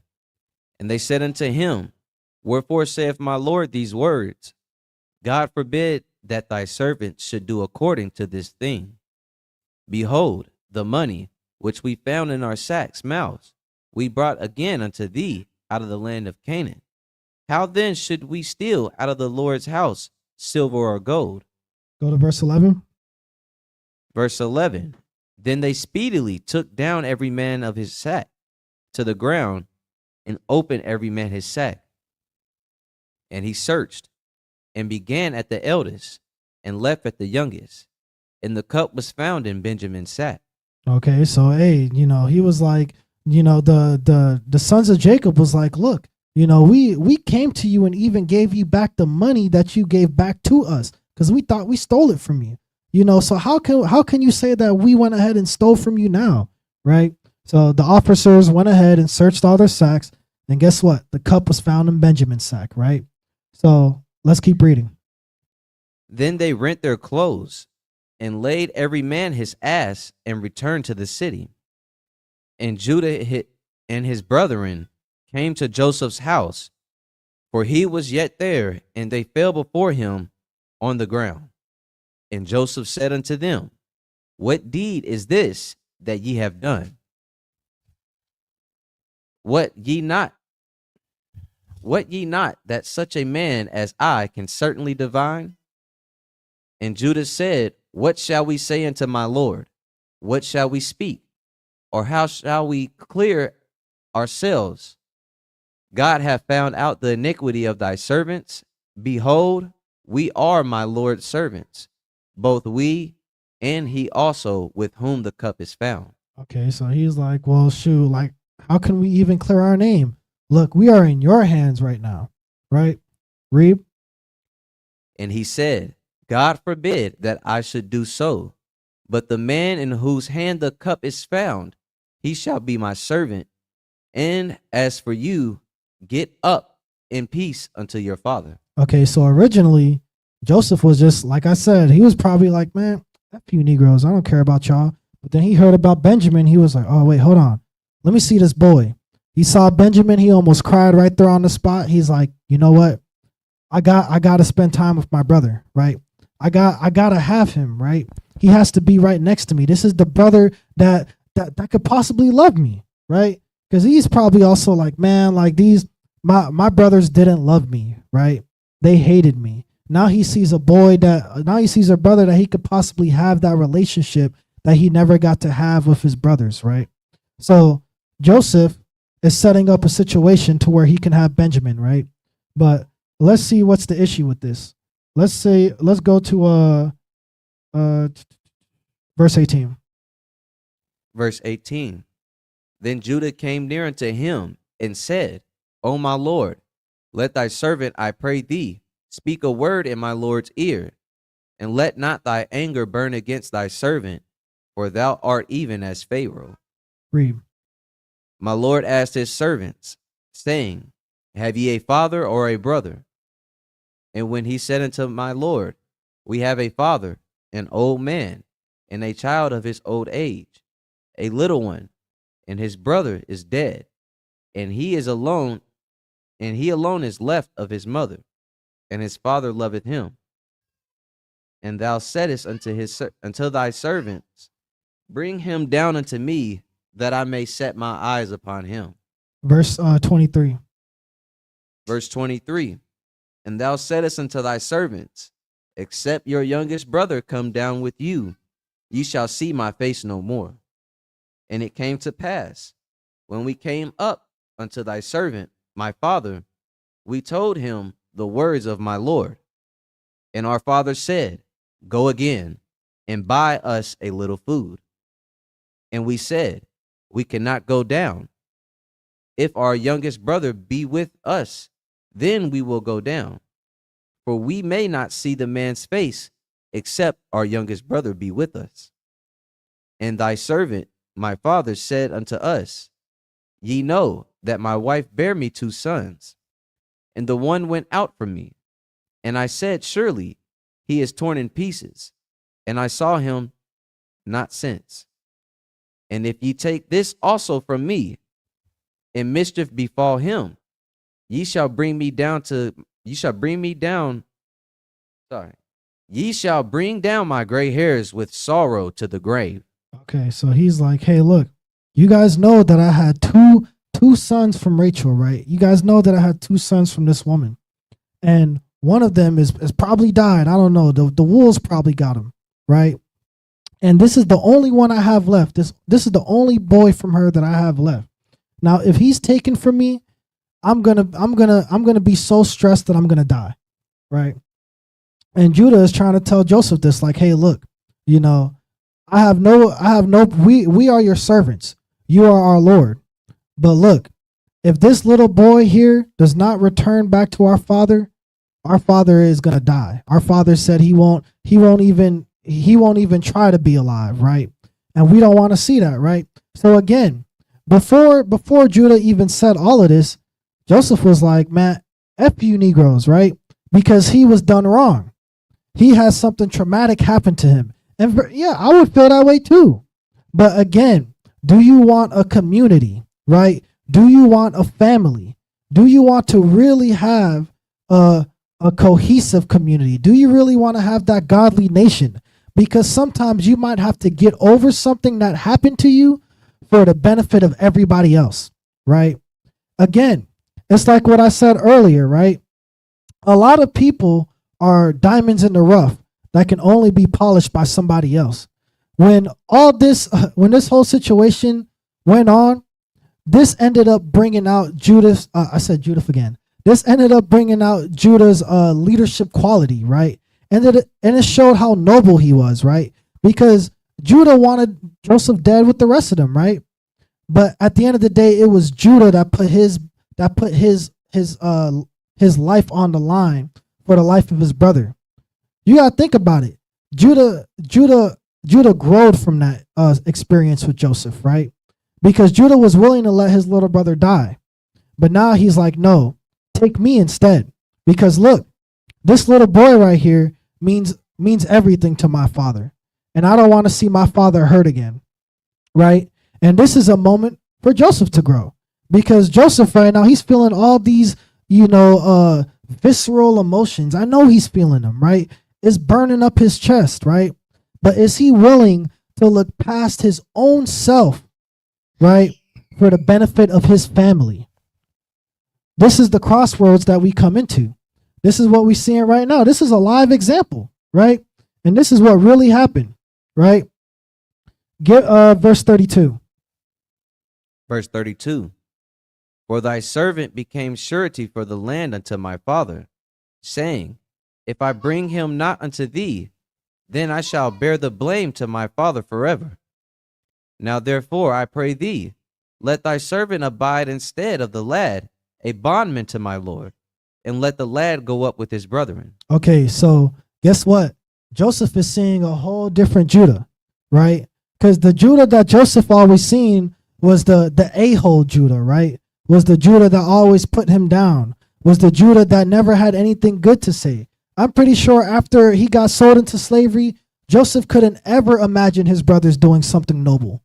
But right now he's seeing Judah's growth. Because right now he's seeing Judah saying, please, take my life for the lad. Take my life instead, right? Something that he never seen before, right? And guess what? Get chapter 45 and verse 1. This is what this did to Joseph. Chapter 45 and verse 1.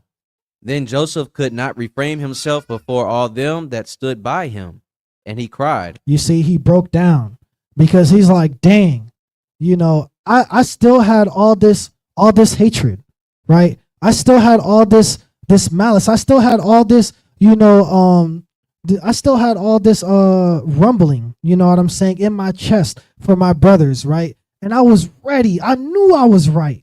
I knew they was going to bow down to me because God sent me that vision.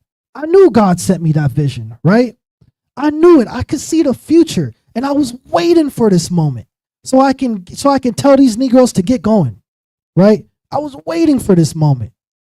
But even in this moment right now, where he see the growth of his brother, where he's seen the growth of Judah and how noble he became, he broke down. He said, dang, I can't do this. Because if I go ahead and take this boy, right, he just told me that my father will die. So am I willing to let my father die? Am I willing to mess up my family for my own selfish desire? Right? Joseph came at a crossroads right there. Again, Colossians 3:13, forbearing one another and forgiving one another as Christ forgave you. Right? You got to imagine, Christ has forgiven us and our fathers had whipped him, spat in his face, you know what I'm saying, made him carry this big heavy ass wooden cross. Who knows how long? It had to be miles. He was carrying this big ass cross, right? And then he went ahead, got hanged, and he had a second chance, right? Pilate was like, okay, look, I'm gonna ask you Negroes again because I don't see nothing wrong with this guy. Do you want this murderer to live, or do you want this guy that hasn't did anything to die? They were like, yeah, kill that Negro, right? Christ still forgave us for that, right? And Joseph still forgave his brothers, even after getting sent into slavery, even after having to scrape the bottom of the bottom, right? He got put in this position where he could literally banish them, right? Send them away. But now it's time for Joseph to grow. You see that? When you actually do these commandments, when you actually forbear, when you actually forgive, you grow, right? You're not going to grow if you never make a mistake, right? How are you ever going to learn? The greatest fighters, Floyd Mayweather, undefeated record, right? 50-0. We all know this, right? But a lot of people don't know that Floyd came short at the Olympics, right? Floyd was fighting to win gold at the Olympics, and he came second. And he broke down and he cried. But ever since that loss, he never lost again. Do you see this? You have to fall first. No one ever talks about how Floyd didn't win the Olympics because we all just talk about how he was undefeated in his professional career. That's all we know, right? That only happened after Floyd made a mistake, and Floyd grew from that. So when your brother makes a mistake towards you, when your sister makes a mistake towards you, that's an opportunity for growth right there, for you guys both to grow, right? But if you never give your brother that mercy, that patience, if you never give him that chance, that growth will never happen. And we will just stay as a sinful nation that's scattered, that has no unity, that has no love for one another, that has no charity for one another, and we just look crazy to all the other nations because we are our own worst enemy. That's what's going to happen if we don't do this, right? And that's what would have happened to the sons of Jacob if Joseph had that spirit that's in our brothers right now, that malice, that hatred, right? That get back, as we always say. Joseph could have got his get back, but he saw something bigger than that. He saw his family. He saw cohesion, right? Let's go to verse 3. Verse 3. And Joseph said unto his brethren, I am Joseph. Doth my father yet live? And his brethren could not answer him, for they were troubled at his presence. Now imagine it, man. They like, we seeing a ghost right now. They're like, oh snap, this Negro's alive. He was alive and he's the king of Egypt. The guy we was bowing down to. They had a loss for words right now. They're like, oh snap, right? This is all real emotion right here. This is what I love about the scriptures. You seeing real emotion. You seeing real people, right? This isn't Harry Potter. This is stuff that really happened. These are real things that go on through our bodies, that go on through our minds. That's why it's here as an example for us. So we can have something to base, these commandments off of. So we can have something to base this faith off of, right? Let's get verse 4. And Joseph said unto his brethren, Come near to me, I pray you. And they came near. And he said, I am Joseph your brother, whom ye sold into Egypt. Now therefore be not grieved, nor angry with yourselves, that ye sold me hither. For God did send me before you to preserve life. Now you see that? He said, now look, don't be sad. Don't feel guilty. Don't go ahead and beat yourself up over it. Because look, because you guys sent me to those Ishmaelites, I ended up in Egypt. And I ended up becoming the servant of this great captain in Egypt. And even when I was casted into prison for slander, the Most High still brought me up to a point where I was the only person that had a solution for the Pharaoh's problem. And this solution was so great that I became the head seat of Egypt. Look, everything that you guys did was so I could be in this position to help you. You see that? A lot of times, in order for us to deal with each other, we have to put ourselves in uncomfortable positions so that we can grow, right? A lot of us aren't willing to help another person if it comes at the expense of an inconvenience, right? Would we say that Joseph had the biggest inconvenience? Being sold into slavery? Anything could have happened to Joseph, right? We see what happens to those kids with the Epstein files. Anything happened to those kids because what they was sold unto them, or they were just taken. Most of them were just taken. But a lot of those kids, believe it or not, were sold unto them, right? And they were doing all kinds of things to these children. That could have happened to Joseph, right? But hey, Joseph was like, look, that whole experience actually made me better. That whole experience made me a better person. And look, that experience made you a better person because of the guilt that you felt. Because guess what? Emotions are the devil, right? So whenever you feel something and you act on that emotion, Satan is in the driver's seat and he's putting that gas pedal maxing the dash, right? When that car crashes, Satan's gonna hop out, look at you all messed up in the crash, like, damn, you bleeding out. Well, I did what I had to do. And he's gonna walk away, right? The only person left in that driver's seat is gonna be Christ. Now Christ is gonna be in the driver's seat. Now look what happened to you, right? I told you don't let him get behind the wheel. What they say, Jesus take the wheel? I was trying to tell you to let me take the wheel, right? But you wanted to go ahead and act on your emotions. Now look at the damage that you caused, right? If Joseph acted on his emotions, we wouldn't even be here. None of us would be here right now because the children of Israel would have died from famine. They all would have died from famine if Joseph decided to be selfish, if Joseph decided not to put himself in an inconvenient position for him to, you know what, I know I feel these emotions and I know they're visceral right now, but they're just emotions. Because at the end of the day, I have the knowledge of God. And with the knowledge of God, I can see that everything that took place was all in his will. And because it was all in his will, it wasn't my brothers that sent me to slavery. It wasn't my brothers that hated me, because this was all things that needed to happen to get me here so I can become the man that I am today. Right? So, and you know what? Hey, man, I'm speaking out of turn. My bad. Let's get verse 7. Verse 7. And God sent me before you to preserve you a prosperity in the earth and to save your lives by a great deliverance. Read. So now it was not you that sent me hither, but God. And he hath made me a father to Pharaoh, and Lord of all his house, and a ruler throughout all the land of Egypt. So he's like, hey, like I said, it wasn't you that did that to me. It was God. So Joseph had to come to that understanding too. And I'm pretty sure he was thinking about that when he was in that prison cell, you know, just thirsty, just like, dang, why did they send me here?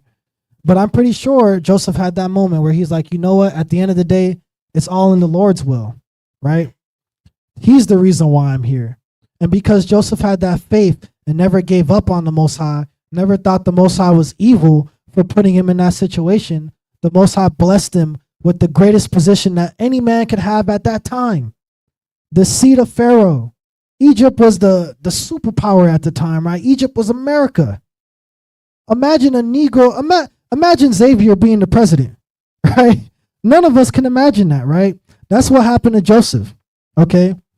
And this all came from the series of events that unfolded. You got to understand that these odds that you'll have with a brother, these bad times that will happen, these bad times are happening so that you guys can both grow, so that you guys could apply the scriptures. Joseph applied Colossians 3:13, did he not? Did Joseph not apply Colossians 3:13? Did Joseph not restore his brethren like in Galatians 6:2? He restored them, right? These are things that happen when you apply these laws. And because Joseph did that, the Israelites thrived and we became mighty, right? Let's go to verse 10. Verse 10. And thou shalt dwell in the land of Goshen, and thou shalt be near unto me, thou and thy children, and thy children's children, and thy flocks, and thy herds, and all that thou hast. And there will I nourish thee, for yet there are 5 years of famine, lest thou and thy household and all that thou hast come to poverty. Okay, so he's like, and I will nourish you there because look, there's going to be 5 more years of famine, right? And hey, he's like, look, like I will be there with you unless we magically become poor, right? I will be there with you and I will still nourish you. I will still feed you. I will still take care of you, right? Because even though we had odds, even though I might have snitched on you when I was a kid and I told daddy on you, right? Even though y'all sent me into slavery and I was the less of the less, I was the less of the least, right? Look at where we're at right now, right? You know what? Bring all your family, all your wives, all your children. Bring them over here, and they're gonna be with my wives and my children, and we're gonna be back a cohesive community, right? And the Israelites, the land of Goshen was the best place to be in Egypt. So much so that the new Pharaoh was looking at Goshen and was like, why do these Negroes have more than us? And they're in our country, right? Just like how the fake Jews have more than all the Americans in America. Why is that, right? Because, hey, those are the people that are chosen at that time, right? Let's get Matthew 18 and 22. I want to close out with this scripture because the Colossians 3:13 plan for bearing one another, right? Like I said, that first 4 scriptures in the Colossians plan is extremely deep because you can really go a lot into unity. You can really go a lot into how to forgive and how to forbear one another. And there's going to be many times, I'm telling you, there's going to be many times if you're dealing with people in the truth, there's going to be many times where you're going to have a ought. It's going to happen. You know what I'm saying? Everybody in this church knows that, I came in with Brother Sean. Me and Brother Sean, that's my homie, right? But me and Brother Sean had many disagreements, right? There was many times where me and Brother Sean didn't see eye to eye, right? But through those situations, not only was we able to grow, but we was able to understand each other better. So you got to understand that these times where it comes to where you might have to be in a position to forgive, just know it's for growth, right? And you must always be willing to forgive. So go ahead and get Matthew 18 and 22. It's the book of Matthew, chapter 18 and verse 22. Jesus saith unto him, I say not unto thee until 7 times. Oh, wait, my bad. Let's get verse 21. Verse 21. Then came Peter to him and said, Lord, how oft shall my brother sin against me, and I forgive him? Till 7 times? Okay, so he's like, hey, so man, you telling me that being in this truth, I'm gonna have people that I might not see eye to eye. I'm gonna have instances where I might have to forgive somebody for a trespass they commit against me. So Lord, how many times do I have to do that? Like at the 7th time, can I just say F him and keep it pushing? What did Christ say? Jesus said unto him, I say not unto thee until 7 times, but until 70 times 7. Okay, so he's not literally saying, okay, 70 times 7, that's as much chances that you have. No, he's saying that to say like there is no cap on that number, right? You are all going to fall short of me and the Father, right? That's why I came here in this flesh, in this same body, to show y'all why I'm so much better than all of you. Because only I can be in this flesh and be blameless, right? So the same level of compassion and understanding I have for y'all, y'all better have that towards each other. Because I could have erased all of y'all when y'all was in Hebron, making that golden calf. I could have killed all of y'all, but I chose not to. So when your brother ate your Pop-Tart, right? When your brother might have called you a mean word, when your brother might have said your forehead was big, let it slide.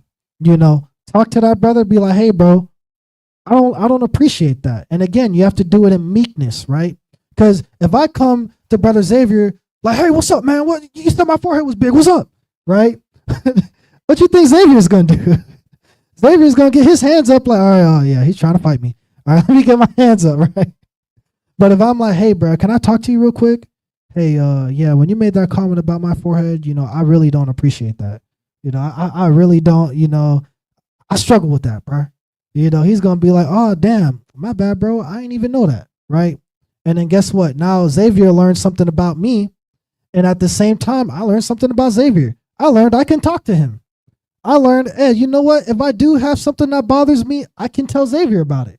And he's not going to flip out on me. He's not going to crash out, right? That's how we need to be with each other. The first step in the Colossians 3:13 plan is having mercy and patience towards one another, is being able to be tolerant of one another.